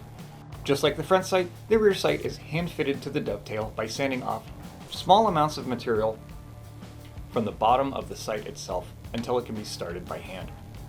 Once the sight will fit into the dovetail, it is tapped into place with the nylon side of the hammer directly against the iron sight itself. The rear iron is also mathematically centered in the dovetail and checked with a micrometer for exactness and precision once removed from the vise. The iDot plate is then unbolted from the fixture and installed onto the slide. The bottom of the iDot plate has a provision for the new firing pin block spring and will lock down onto the recoil studs cut into the slide. The screws will then be coated with blue Loctite and threaded down into the slide by hand, one by one.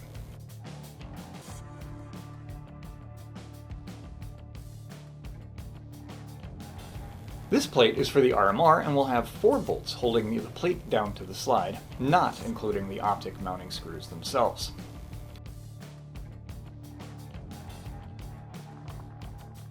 The gunsmith takes care not to allow any Loctite to get onto the shank of the screw, and he installs each one in turn.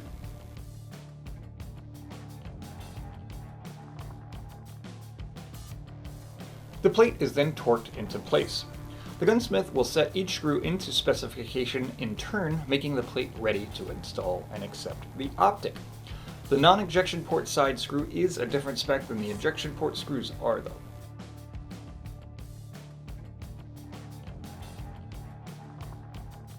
Once all 4 screws have been torqued, they are each marked in turn with a white paint pin, so you can visually see if any of the screws have come loose in the future.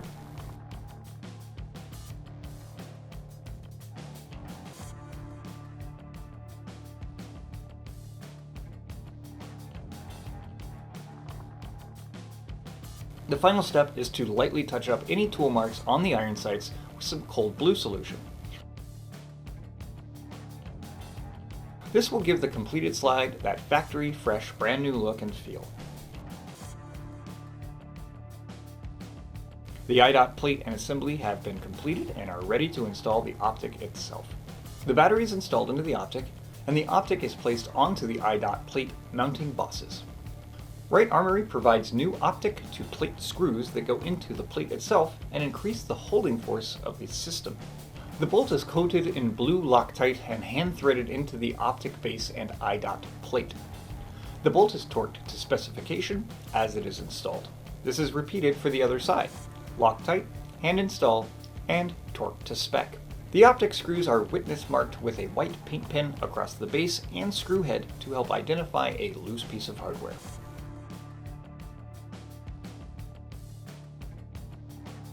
Here the slide gets the dot aligned to the bore of the barrel. This process is done so the optic has a point of aim, point of impact zero of 15 yards. A laser is inserted into the barrel from the front and then activated. The gunsmith will adjust the windage and elevation turrets to give you a zero of 15 yards and will check alignment with the irons as well. The assembled slide and parts go into the bin where it will travel to another gunsmith at the quality control station of Wright Armory's campus.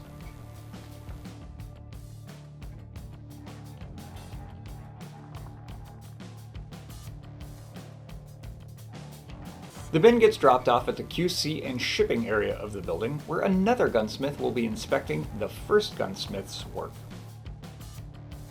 The bin is retrieved from the holding area, and the work order is reviewed. This is to ensure that the correct slide is the one that is being returned, and that all special instructions were followed and all items are accounted for. The gunsmith then does a very strict visual, mechanical, and functional check of the entire slide. He will check the firing pin block, the iron alignment, the metal finish uniformity, the optic function, and account for all work performed. If all items are to specifications, functional, and refinished to standard, it gets signed off, placed back in the bin, and set into the staging area for shipping.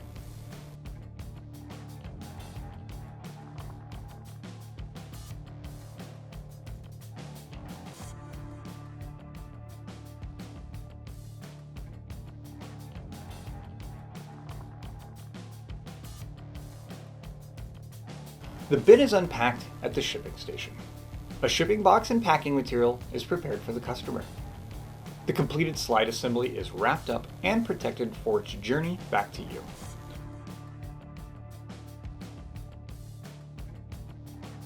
The wrapped slide, unused optic parts, work order, and unused factory parts and packing material is loaded into the shipping box. The box is then closed up, taped along the seams and sides, and a shipping label is printed and applied to the exterior of the box. All outgoing packages are staged into the pickup center, and your order is updated with tracking notifications.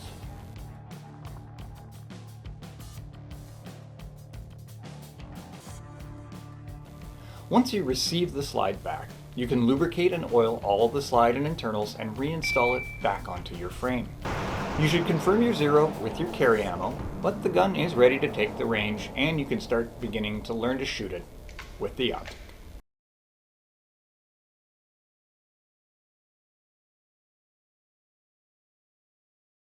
Because I'm going to get the question, I'm just going to show you the two carry guns that I have that have the iDot system from Wright Armory. This is my USP. For the cliff notes about it, it is a LEM hybrid match trigger with the multifunction and safety delete. It is using the Defender Automatics company, my company's, flashlight adapter system. This is a reproduction of Surefire's MR09. So that's how I've adapted the X300 onto the USP proprietary rail. It is running an X300 turbo. It is the B model, so it has the thumb screw attachment method, which is what this adapter is primarily set up for. It has a factory HK jet funnel and 18 round magazine. It has a Wright Armory iDot plate system for the RMR CC footprint. It is using a Trijicon RMR CC with a 3.25 MOA red dot. It uses suppressor height blacked out iron sights.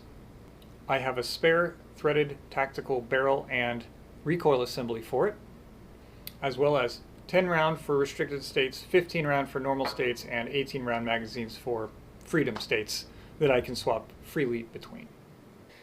This is my other iDot system. This is a H&K P30L, a 9mm. This particular gun I actually purchased used. It is a factory LEM trigger variant, so it does not have a decocker. It is a double action only. This particular one has the Gray Guns short reset system installed in the trigger itself. It is running a Wright Armory iDot system for an RMR CC. It is running a Trijicon RMR CC with a 3.25 MOA dot. It is also running a Surefire X300U B model, that is the thumb screw model. The iron sights are suppressor height. The rear is a serrated blackout, and the front is actually a tritium front sight. I wanted tritium on this particular one just to see if it helped me pick up the dot faster. Unfortunately, Wright Armory does not offer the tritium front iron sight any longer due to vendor supply time frame issues. So I was one of the last people to get one that they had in stock, but I actually really like it. I'm also running Solemn Tool additional extended base plates because they add weight and it gets that weight low in my palm, which I really like. I can run factory 15, 10, and 17 round magazines as well as any with extended base plates. The P30L accepts all of that as is with a factory frame and trigger. I wanted to really quickly show you guys. I've installed and showcased this adapter for the USP. This particular adapter is made by GG&G, actually a local Arizona company, and it's a 6061 three-piece design that allows Picatinny rail to be adapted to the HK proprietary frame rail. The frame rail on an HK was an industry first, but it's non-standard 1913 Picatinny rail. It's HK proprietary. Nobody uses it in the industry, and HK has never updated it since they released the pistol in 1990. Here in 2024, adapting a modern-day weapon light to an HK USP is a chore. And this was pretty much the only option. The GG&G mount was pretty much the only way to get any sort of a weapon light onto a USP. I've used it now for a couple years, and it's fine. It's a cheap solution, but unfortunately it is a cheap solution. It's not great. Its design makes it easy to manufacture, but its design also causes it to not be super rock solid in its lockup. Its three-piece design allows a little bit of rotation of the actual mount against the frame, so over time the light can sag and the whole thing can come loose and damage the frame rails. And if you're running a laser aiming module instead of a flashlight, your zero's gone every single time. And that's a problem. Well, we have a solution. This was made years and years after this was made. This is a flashlight adapter by Surefire. This is called the MR09. This allows the X300 to be adapted to the USP in exactly the correct position. Interestingly enough, the way that these are done, you'll notice this slot and this slot are in different spots. Kind of hard to tell, but this slot actually sits a little bit further forward than this one. So when I installed the GG and G, and I get my grip and I put my finger here, the light's actually pushed out further. I can't actually get it. You scrape by, so you miss it. Because my fingers are pretty long, but they're not that long, so I can't actually activate the light comfortably. Certainly can't do it with my support thumb, and I can't do it with my index finger. The light's just out of reach. It's still mounted, so it's a fine option, but it's not a great option. So back in the day, Surefire used to make this two-piece design out of 7075 aluminum. They discontinued it probably 15 years ago, and now it's only available on the gray market for wildly inflated prices. In fact, the last one I saw, an MR09, sold on eBay a couple months ago for $1,300. That's insane. So I ended up buying one, and I reproduce it. Now you have an option to have the same design that the Surefire made for the USP, for their own light, back out on the market. It's not cheap to make, and I apologize for that. It's still a very expensive light option. It's not $1,300 expensive, but it's way more expensive than this, only because two-piece design 7075, three-piece design 6061. It's just harder to manufacture. It's just a lot more expensive, to the tune of quadruple the amount. Now, that's not for everybody. I'm not saying that you can't buy this mount, you should buy this one. Just for people that this doesn't work for, like me, this is the only option, and finding this one on eBay was a stroke of luck, and I got it for a very good price. So I thought I'd hook the HK community up and make it available for the community again, and I manufacture it. wickedcompensator.com, you can go to our shopping cart, you can find them in stock. I'm also making one for compacts. So I will have the USP-C version of the Surefire mount. This is a MR08. These are not yet in production, but we just finished up our R&D and testing. So very, very shortly we will have those in stock as well. Just a quick aside, wanted to show you guys what we've been working on here at Defender Automatics. So let's talk holsters. When you do a customized gun, finding a holster for it is typically a nasty chore. It usually needs to be custom made, takes weeks, costs hundreds of dollars, and you might not love it when you finally get it. Now, I've been using a universal holster from Tier 1 Concealment by Modern Samurai Project. You've heard me talk about Modern Samurai Project on my channel before. Jedinsky is a very, very good firearms instructor, and he makes made a collaborated holster with Tier 1, and it is basically indexing off of the weapon light. So it doesn't really matter what type of gun you're using, it only really matters what type of weapon light you're using. We touched on how I got this particular weapon light on there. This isn't the this is definitely one of the nicest ways to mount an X300 onto a USP, but the GG and G will also do the same thing.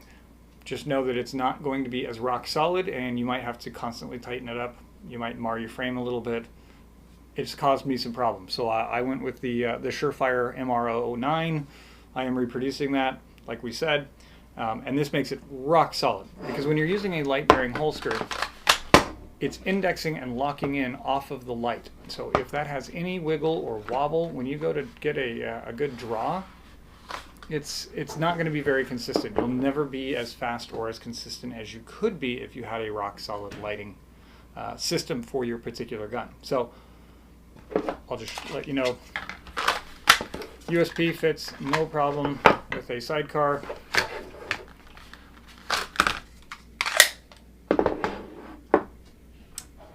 The P30 also fits because, again, it's mounting off of the light, no problem, clears the dot.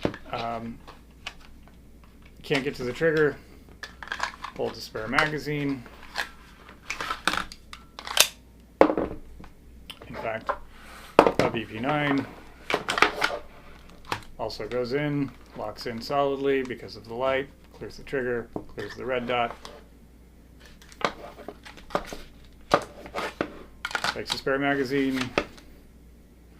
So, quite a universal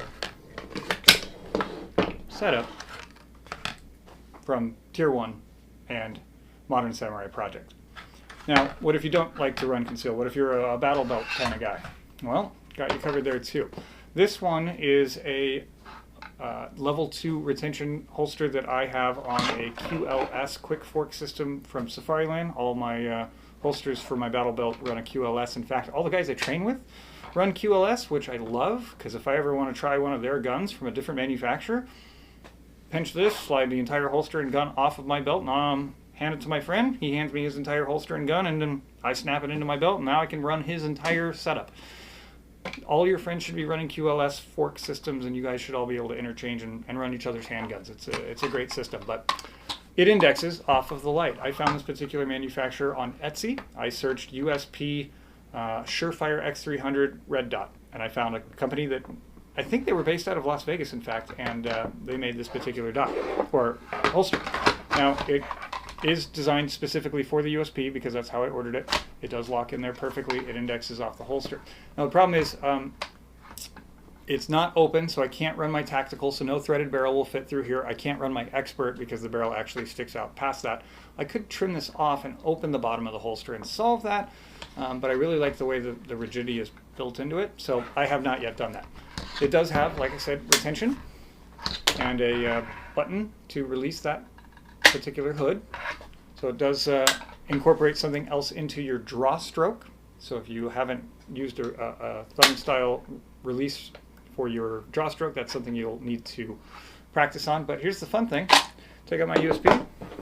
Believe it or not. Look at that.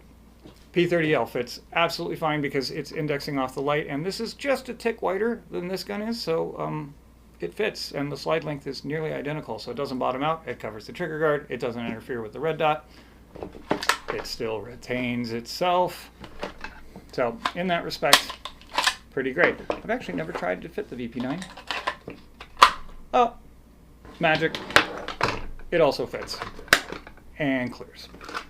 So light indexing holsters are really the way to go when it comes to really customized guns, because it really, again, does not matter whose setup I'm running. It only matters whose light I'm running, and I always run X300s on my pistols. So these particular two holsters have me covered for a wide range of firearms. In fact, I'm positive that it also fits my USP Compact with an MR09 and an X300. It also fits my Surefire P2000, not my Surefire. It also fits my HKP2000.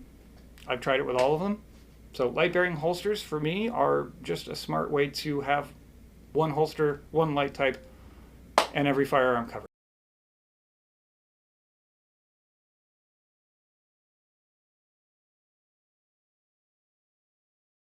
So now we've seen how the entire iDot system came together. I've obviously had this process done twice for two different guns at two different times, and they actually had two different wait periods. But overall, I just kind of want to recap on my concealed weapon carry list for my Traveler, what I call the USP Traveler, this particular gun right here. And I had 10 requirements that needed to be met for my particular carry gun that goes with me out of state. And I just want to recap on those and expand on them now that you've kind of seen everything. So the first one was being reliable in extreme conditions. Now, I would argue that the USP is the most tested service pistol in current production today. It has undergone unbelievable rigorous testing in mud, snow, sleet, sand, water, salt water, you name it. They put a spent round into a barrel and shot another round to dislodge it which ballooned the barrel, but it still held acceptable accuracy and kept going for thousands of rounds more. Like, there is no more of a tank than the USP. So the reason I chose the USP is because it does have all of the ability to run in extreme conditions. The coatings that they put on this stuff will outlast me. This is a very, very tough tool. But now that I've modified it, do I think it still has that same reliability and toughness? Yeah, 100% I do. The slide still has nitride coating even underneath the optic cut. Nothing that Wright has done to the actual slide itself for the cut has made it any less reliable, and I would argue that the drop pin safety spring is more robust than the factory one, and it doesn't even change the way that it worked from the factory. So am I worried about any portion that Wright has touched? No, not really. In fact, they've put it back to factory standards. So in my opinion, it is going to be as reliable and tough as a factory USP will be. So number 2 was a consistent trigger pull. And like I told you earlier, I run my HKs that are hammer fired as double action only triggers, which to most people is absolutely batshit insane. But the trigger that I'm talking about is called the LEM trigger. LEM stands for Law Enforcement Modification. And for all intents and purposes, it's like a double action only trigger that feels like a single action only trigger. And it's really tough to explain, so I have to do some visuals and show you. But both of my carry guns are set up the same way with the LEM trigger. Now what it does, and obviously unloaded magazine, this does have a follower in it, so it will prevent slide lock when I manipulate the slide. Nothing in the chamber. Now, when I manipulate the USP trigger, it has a very light but very long take-up. You'll notice that the hammer is at rest. I can't actually cock the hammer back. It's impossible to do so. The hammer will always be at rest, and the trigger will always be at rest when we're just hanging out. Now, when I decide that I am ready to take my shot and I prep my trigger, this trigger pull is very long and is directly connected to the travel of the hammer. But here's the weird thing. Or not weird thing, but here's the nice thing. Right up to this wall, this trigger pull, it's about 1.5 pounds. It's incredibly light, it's incredibly smooth, but you have to be very deliberate. Like, I am traveling probably a little over 1/2 inch, not quite 3/4, but it's a lot of movement to get to this wall. But once I get to this wall, it's very rock solid. Now I can put a little bit more pressure, a little bit more pressure, a little bit more pressure, and then bam, it falls. Now on a live gun, the slide would cycle after it ejected the spent casing, and I could reset the trigger to its reset point. I'll let you show you where that is. It's not terribly far up, right there. And then I can get right back on that wall and let another shot break. So once I'm actually using the gun, you can see that it's pretty much a very short, very crisp, super short take-up, single action only trigger. The moment I decide I'm done shooting, I let the trigger go, the hammer goes back down, the trigger goes to at rest, and I still have that super long, light take-up. Now here's the weird, or the only unfortunate part about an LEM trigger. I can't decock the mainspring. So if I want to show that this thing is unloaded, cleared, all that kind of stuff, and this is actually how I travel with it, I push the slide down, and then I actually pull the trigger on an empty chamber. Now you can see that the hammer is flush. I can still cock this hammer by pulling the trigger again. The problem is the trigger pull goes from 1.5 pounds to 12 pounds because it is now having to recock the mainspring here in the back of the frame. So when I pull the trigger this time, ooh, it's really, and you can't feel the wall because at a 12-pound trigger pull, you're never going to find the wall. You're going to just keep pulling as hard as you can until it breaks the sear again and lets another shot go. But that would be the only time where the trigger is like just way too heavy to do anything with, is after a hammer falls on an empty chamber or you get a light primer strike. The 12-pound pull is quite heavy. But as long as you have ammo in the gun and you're shooting normally, you'll always have that super long, super light first, really nice lead into your wall and then your break. So, and I'll show you on the P30L. Same thing. There is a follower in this magazine, but the magazine itself is empty, as is the gun, just so that the slide won't lock back when I manipulate it. So, also an LEM trigger, you'll notice there is no decocker here on the back of the frame because the hammer is always at rest on the LEM trigger variant. You can never pull the hammer back and let it actually cock back. It'll always just be at rest. So super long, super light. Take up on that trigger again. About 1.5 pounds and a really hard wall. And then when I let that creep, and then it breaks really nice and crisp. A shot would cycle and then it will reset. This particular gun has a Gray Guns short reset kit in it. I'll show you that actually goes to right almost the exact same spot as the USP, and then I can get on that wall and break the shot again. And then as soon as I get off it and I decide I'm done shooting, I let it go, hammer goes back down, trigger goes to rest. I still have that super long, light 1.5 pounds to my wall. Identical in that respect to the USP's LEM, but from the factory, the LEM has a really nice short reset, whereas the P30 doesn't really have that nice of a short reset. So the Gray Guns really helped reduce that by almost 45% of travel. You used to have to go almost all the way back here to get another follow-up shot, which was way too long. So the Gray Guns really made this trigger nice. So the LEM trigger gives me a consistent trigger pull. Every single time I pull the trigger on one of these guns, I get the exact same trigger every single time. It's basically a single action trigger break with a double action pull and a unbelievably light take up. So it's super easy to manipulate fast. It's really, really deliberate. So if I do know that I'm about to get on target, like that is a very long trigger press, I have to be like, I am about to pull this trigger. And I can carry it cocked and locked. Don't have to worry about external safeties. Don't have to worry about decocking mainsprings. It's completely safe and ready to rock and roll. All I have to do is clear Kydex and this thing is ready to put into use. I can punch that time card anytime I'm ready to, and these things are ready to rock and roll. So for me, that consistent trigger pull, the LEM variant, is a godsend, and it is absolutely fantastic. I highly, highly, highly recommend you try out an LEM trigger. This one's a little bit different because it has the match trigger with a stop and a match hammer spring, which is even nicer than the factory LEM one. So this one is a really upgraded one because we've removed the decocking lever and the multifunction lever and put even nicer components into the trigger itself from a USP Expert, the match trigger out of that, along with the LEM components to convert it over. So that's why this one's so super nice. It is kind of a modification that HK doesn't approve.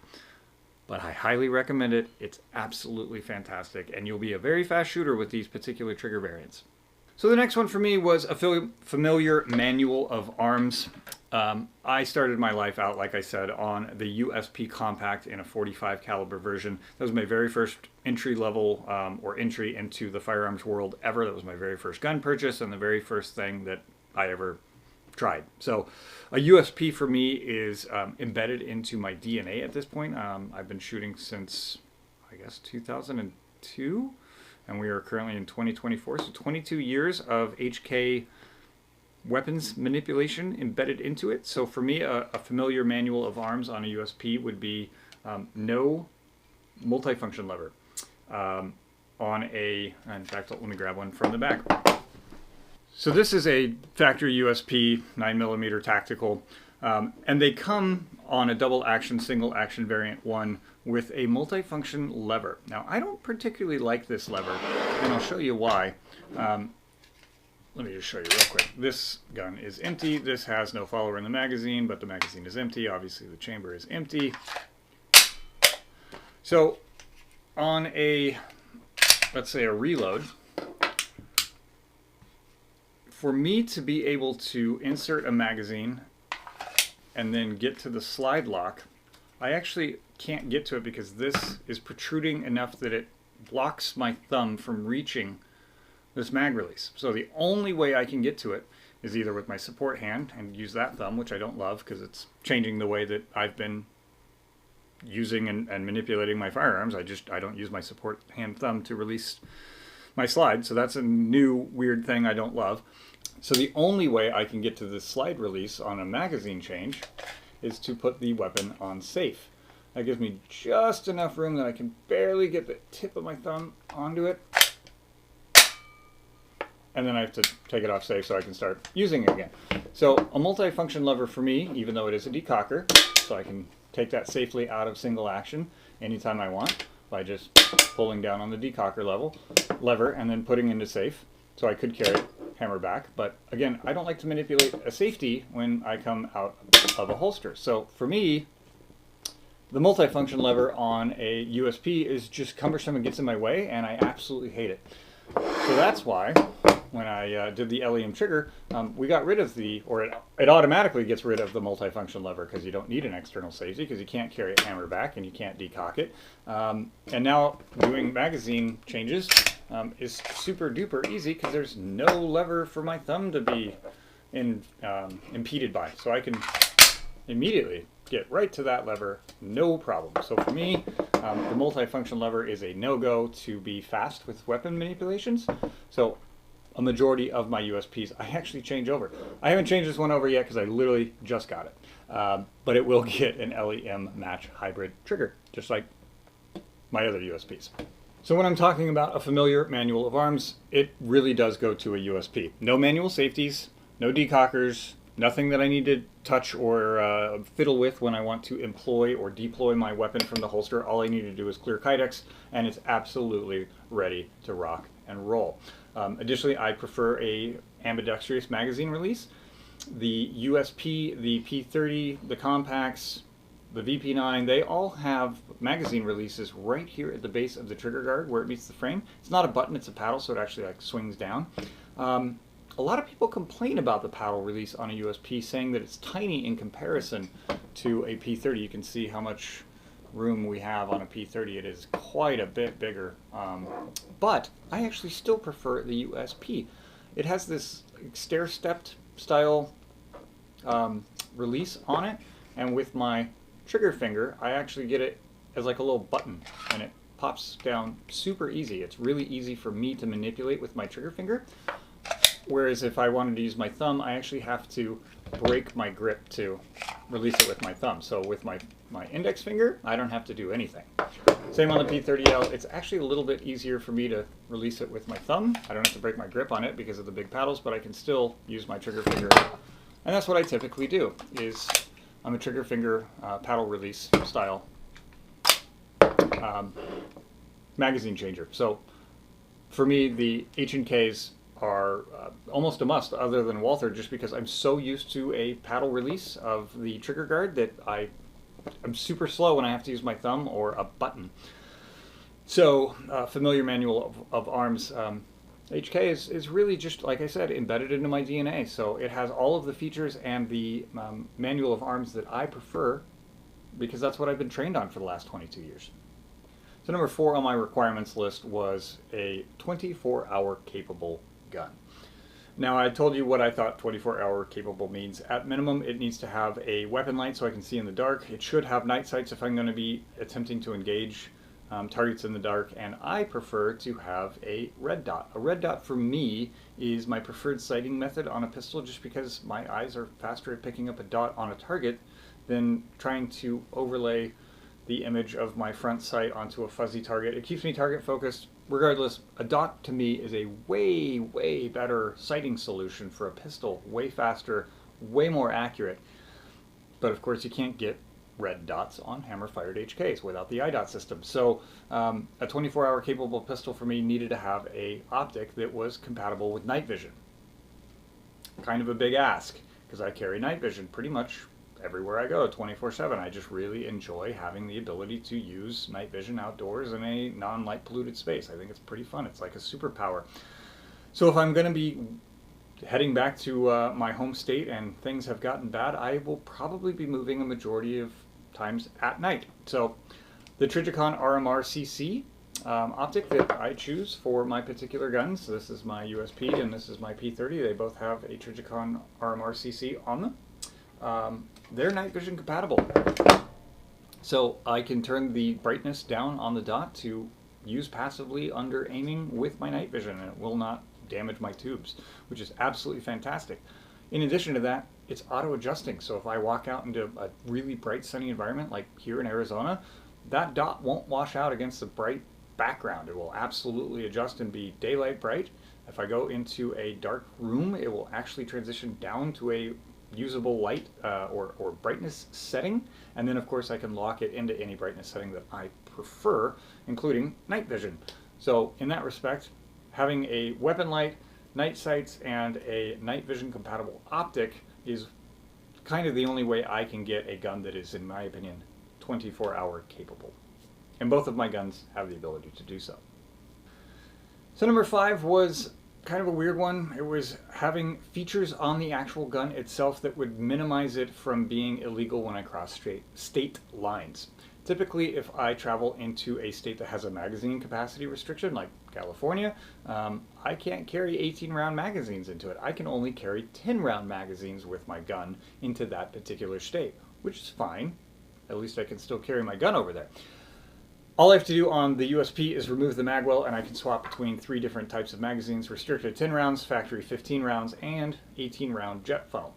On the P30, I don't have a jet funnel on it, so it will accept really any magazine that can just go into the frame. So factory 10-round neutered ones for California, older 15-round, the current 17-round, and I could even put in the match style VP9 20-round mags with the extended base plates, because it'll accept all of those with no modification. So in that respect, the frame accepts multiple magazine types. I don't have to do any modifications to swap between capacity of magazines. And then I also have threaded barrels and recoil assemblies for both of these guns. I can install them and swap them in and out in seconds. So if a particular state doesn't allow a threaded barrel or a suppressor or a compensator, I just swap out the entire assembly and put in the factory barrel and factory assembly, recoil assembly, and we no longer have that restriction. So the guns themselves are incredibly configurable. I can make them, night vision compatible, suppressor ready, high capacity, or stripped down, bare nothing, California ready guns and take them across state lines. So for me, they had to be absolutely ready to be able to go and not get me in trouble. So number 6 was the ability to be concealable. Now, I consider a handgun a very concealable, easy platform, especially when you have a very nice holster. I am using the Tier 1 Modern Samurai Project holster. It is light indexing, so it only matters what type of weapon light you are using. It doesn't matter anything else. So when I put a P30 in, it covers the trigger guard. It has clearance for my red dot. Same for if I put my USP in. It covers the trigger guard. It has clearance for my red dot. It can accept both style of magazines and is really a great holster. It's also really, really comfortable. I can wear this for about 9 hours before I start to have any problems with it. I am using the wedges just because it helps push it backwards off my body, and so the pistol frame is easier to hide underneath my shirt. So even though these are full-size guns with optics and weapon lights, and they are, for all intents and purposes, pretty massive carry guns, me being 6'5", I really have no hard time concealing this even in shorts and a t-shirt and wearing sandals. It's really not that hard, but your body type might vary. You might have to conceal a compact instead of a full-size. Number 7 was a high capacity magazine type and easily obtainable round count. So for me, that's 9mm, and capacity for me is a minimum of 15 rounds. Even my USP compact carries 15 rounds. I'll show you when we do a video on it how easy that is to do. But for me, a common round type is 9mm, and a minimum capacity on a carry gun for me is 15 rounds or higher. Old VP9s and P30s, they all had 15-round magazines. So did USPs when they are factory.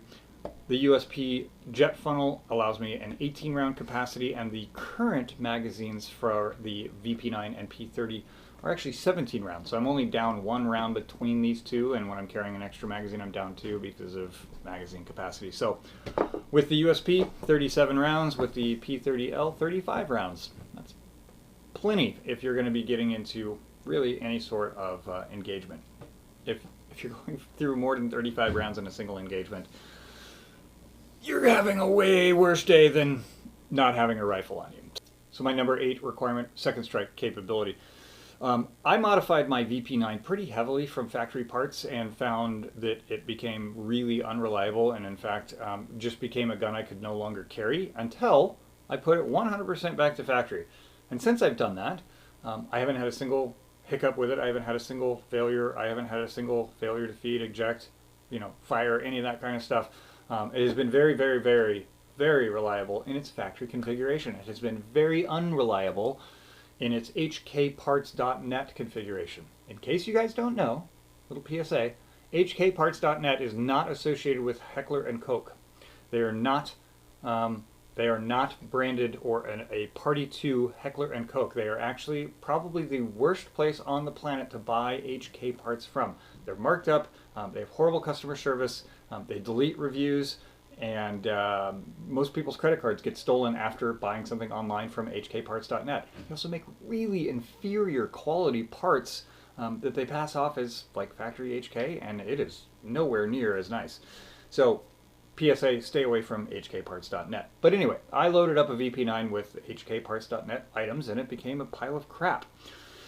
And once I put it back to stock, I found that a striker-fired gun is actually pretty reliable. But because of my experience with it previously, I just don't trust it as a carry gun anymore, and I wanted something that just was going to go bang every single time. So second strike for me meant hammer-fired gun, which kind of led me down to this whole path of like, how do I get a really, really reliable gun in a hammer fired with a dot? And you can't without going the route that I have gone down. So second strike capability was a must. So I like the ability to have a light primer strike and then pull that trigger again and have that connected directly to the action. So only a hammer fired will give me that. I don't want to have to manipulate my slide to get a second strike out of a striker fired style gun. So number 9, that brings us to the whole purpose of this particular video. The iDot system. I wanted a optic equipped hammer fired HK which would give me fast and acceptable accuracy. Now in the past the only way to do that was an adapter on the frame that like mounted the optic up above the ejection port, or a dovetail adapter that would put a plate system to mount an optic onto the back of where the rear sights used to go, or have somebody direct mill it and pray to God that it works. And on a 9mm, you understand that that's about a 50-50 chance you might end up getting a non-numbers matched gun from the shop you had direct mill your slide, because it's a horrible way to go about it. So once I found out that Wright Armory started to do optic mounted HKs, I immediately contacted them. I think I was probably within the first week of like, hey, what is this? How do I get it? And at that point is when I really was like, I'd love to come down there and take a look. I want to see everything about it. I want to know everything about it. I want to talk to your engineer. I want to talk to the owner. I want to talk to everybody. And more or less they were like, no, we're not interested. That was in, I think, February of 2021. Here we are in 2024. I finally got my wish. So iDot system is the most important portion of my carry gun. Without this particular system, there is no travel carry gun for me on an HK. I could not have gotten this done without Brian Wright at Wright Armory and his iDot system, and it has exceeded my expectations in every way, in fit, in finish, in engineering, in quality, in refinishing, in how it makes me feel as a shooter. The iDot system is everything that I thought it would be, and then some. So number 9, to get an optic equipped red dot. To me, there is really only one option, and it has to be Wright Armory's iDot. It's the only thing that meets my expectations. The very last one here was being invisible in most environments. And like I said, being a very, very tall guy and wearing non-tactical clothing at work, this holster helps me hide a full-size weapon on my person in just about any environment you could think of, from being on a golf course to at the beach to in a professional office environment. Nobody will know that I particularly, or that I am carrying one of these tools on my person at all times. I just don't look the part. I'm just not your typical guy that has anything patriotic or flag related or military or camo or 511, like none of that stuff. I try to be as incognito as humanly possible so that nobody knows that I spend a lot of time at the range. I'm still not a great shooter. Don't get me wrong, I'm not amazing, but I do not want to be targeted based on clothing or assumptions that I'm probably one of the most likely people in the area to be armed. And I think clothing choice and holster choice has a lot to do with that. You can hide all sorts of stuff if it's comfortable and set up properly. So Tier 1 Concealment's Modern Samurai project allows me to make that a possibility. So when it comes to the 10 requirements I had for my carry gun, Wright Armory's iDot was instrumental in getting all of them met. Without that particular system, this wouldn't be a possible gun for me. And it is my all-time favorite gun that I own, that I shoot, that I carry. I handle this thing so much. I feel like it's a physical extension of me at this point. And it has absolutely transformed my shooting. So if you're on the fence about whether or not you want to put an iDot on your HK, get off the fence immediately, and just understand that I could not be endorsing this more wholeheartedly. I would literally say this is the best deal I've ever gotten on making a gun better. $485 to make me an incredibly faster shooter was absolutely worth it. So I definitely say buy once, cry once on an iDot system.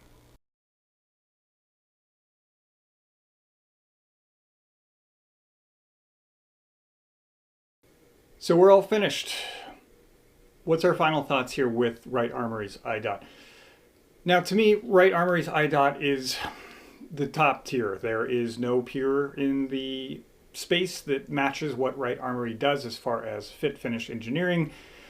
It was designed with HKs in mind. The only thing that Wright Armory could do short of, or above and beyond what they've already done to make this a possibility for HK is to start with a blank forging from HK and have direct mill, and HK could do that anytime they want, but they don't. So in my opinion, Wright Armory is keeping the HK product incredibly relevant and incredibly sought after now that we can add dots to the hammer side. Now, you heard Brian say earlier that his primary function as a gunsmith is to keep guns reliable and working. Now, with the iDot, I feel like Wright Armory has absolutely done their due diligence in testing of this particular system to make sure that it does have that durability and reliability that HKs are known for. I don't feel that adding Wright Armory's iDot to my HK pistol has made it any less reliable or any less durable than it was from the factory. Now, with the iDot system, did it change my accuracy? Well, kind of. Not the gun, like the tool is the tool, but it changed me, the shooter. It changed my ability to make more accurate, quicker, and faster follow-up shots, or just shoot the gun faster in general.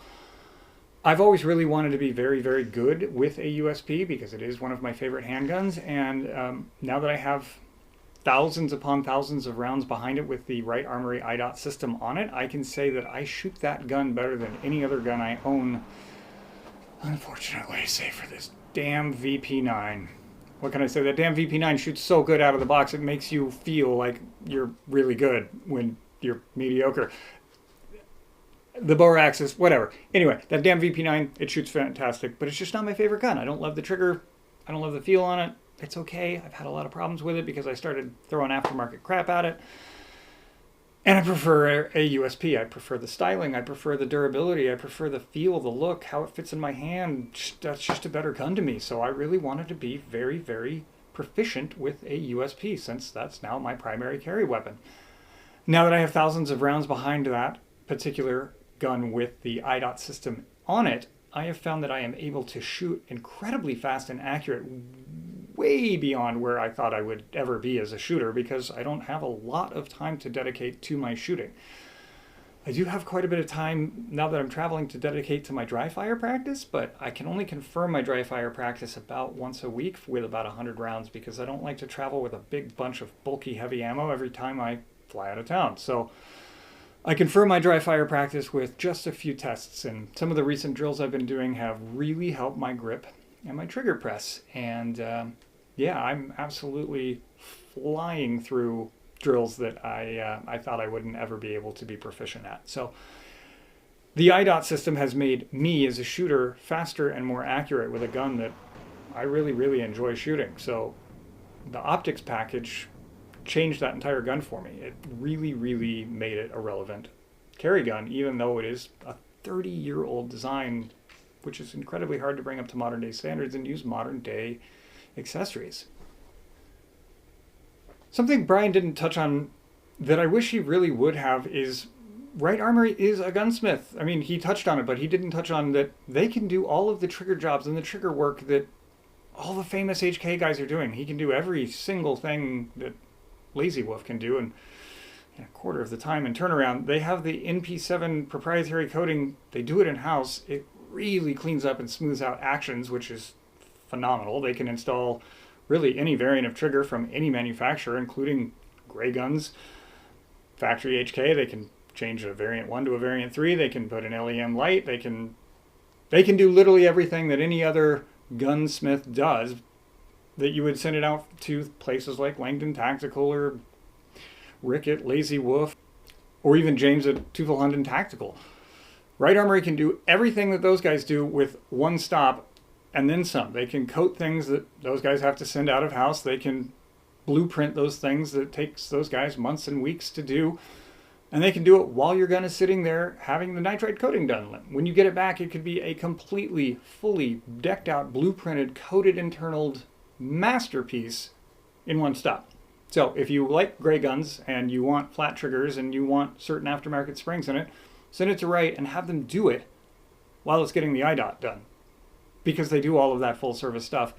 And they're incredible at it. They are really meticulous to detail. They will hand fit things. The action that you're going to get back in the trigger job after having something like the NT7 coatings done, it's indescribable. It is literally, it feels like a $5,000 to $10,000 custom race gun. They are just super smooth and really durable and absolutely gorgeous. The plating almost looks like the stainless slides that the USP used to come in back in the 90s. I mean, it is just the coolest stuff. So they can do everything that you want done to your gun. So just send it there and have it done by experts who are absolute huge HK fans, and this is all they do for a living. That said, the reason you don't see a lot of stuff with Wright Armory's iDot is because HK is in the business of selling guns. And so is LTT, and that's why it's partnered and sponsored and shown, and they're trying to sell as many guns as humanly possible. That is not Wright Armory's business focus. That is not what they're here for. In fact, they carry very little gun on hand. They do actually sell and distribute firearms, but it's not their primary business model. They don't care how many small arms they get into the hands of consumers. They just care how many guns that they've touched are blueprinted, reliable, and go bang every single time incredibly nicely. So really, give them a try. As far as HK goes, you will not find a better fit for your particular tool. If you want a upgraded tool, they are the guys to do it. So when it comes to cost, value, accuracy, durability, what do you think? You think I'm into it? Yeah. Guys, if you're looking for a red dot system for your hammer-fired HKs, look no further than Wright Armory, and buy once, cry once. So that's it for today's video, guys. If you were able to stick it out for the entire length, kudos to you. That is a serious undertaking. Your legs are probably asleep if you've been on the toilet, and your employer's probably looking for you. Get back to your desk. If you like my Buy Once, Cry Once series, go ahead and subscribe. I have some more content coming in the form of the MP5, the HK416. They're in hand. They're pretty badass. But we are going to be doing some more stuff, including some night vision. Really appreciate you guys, and I will see you guys in the next one.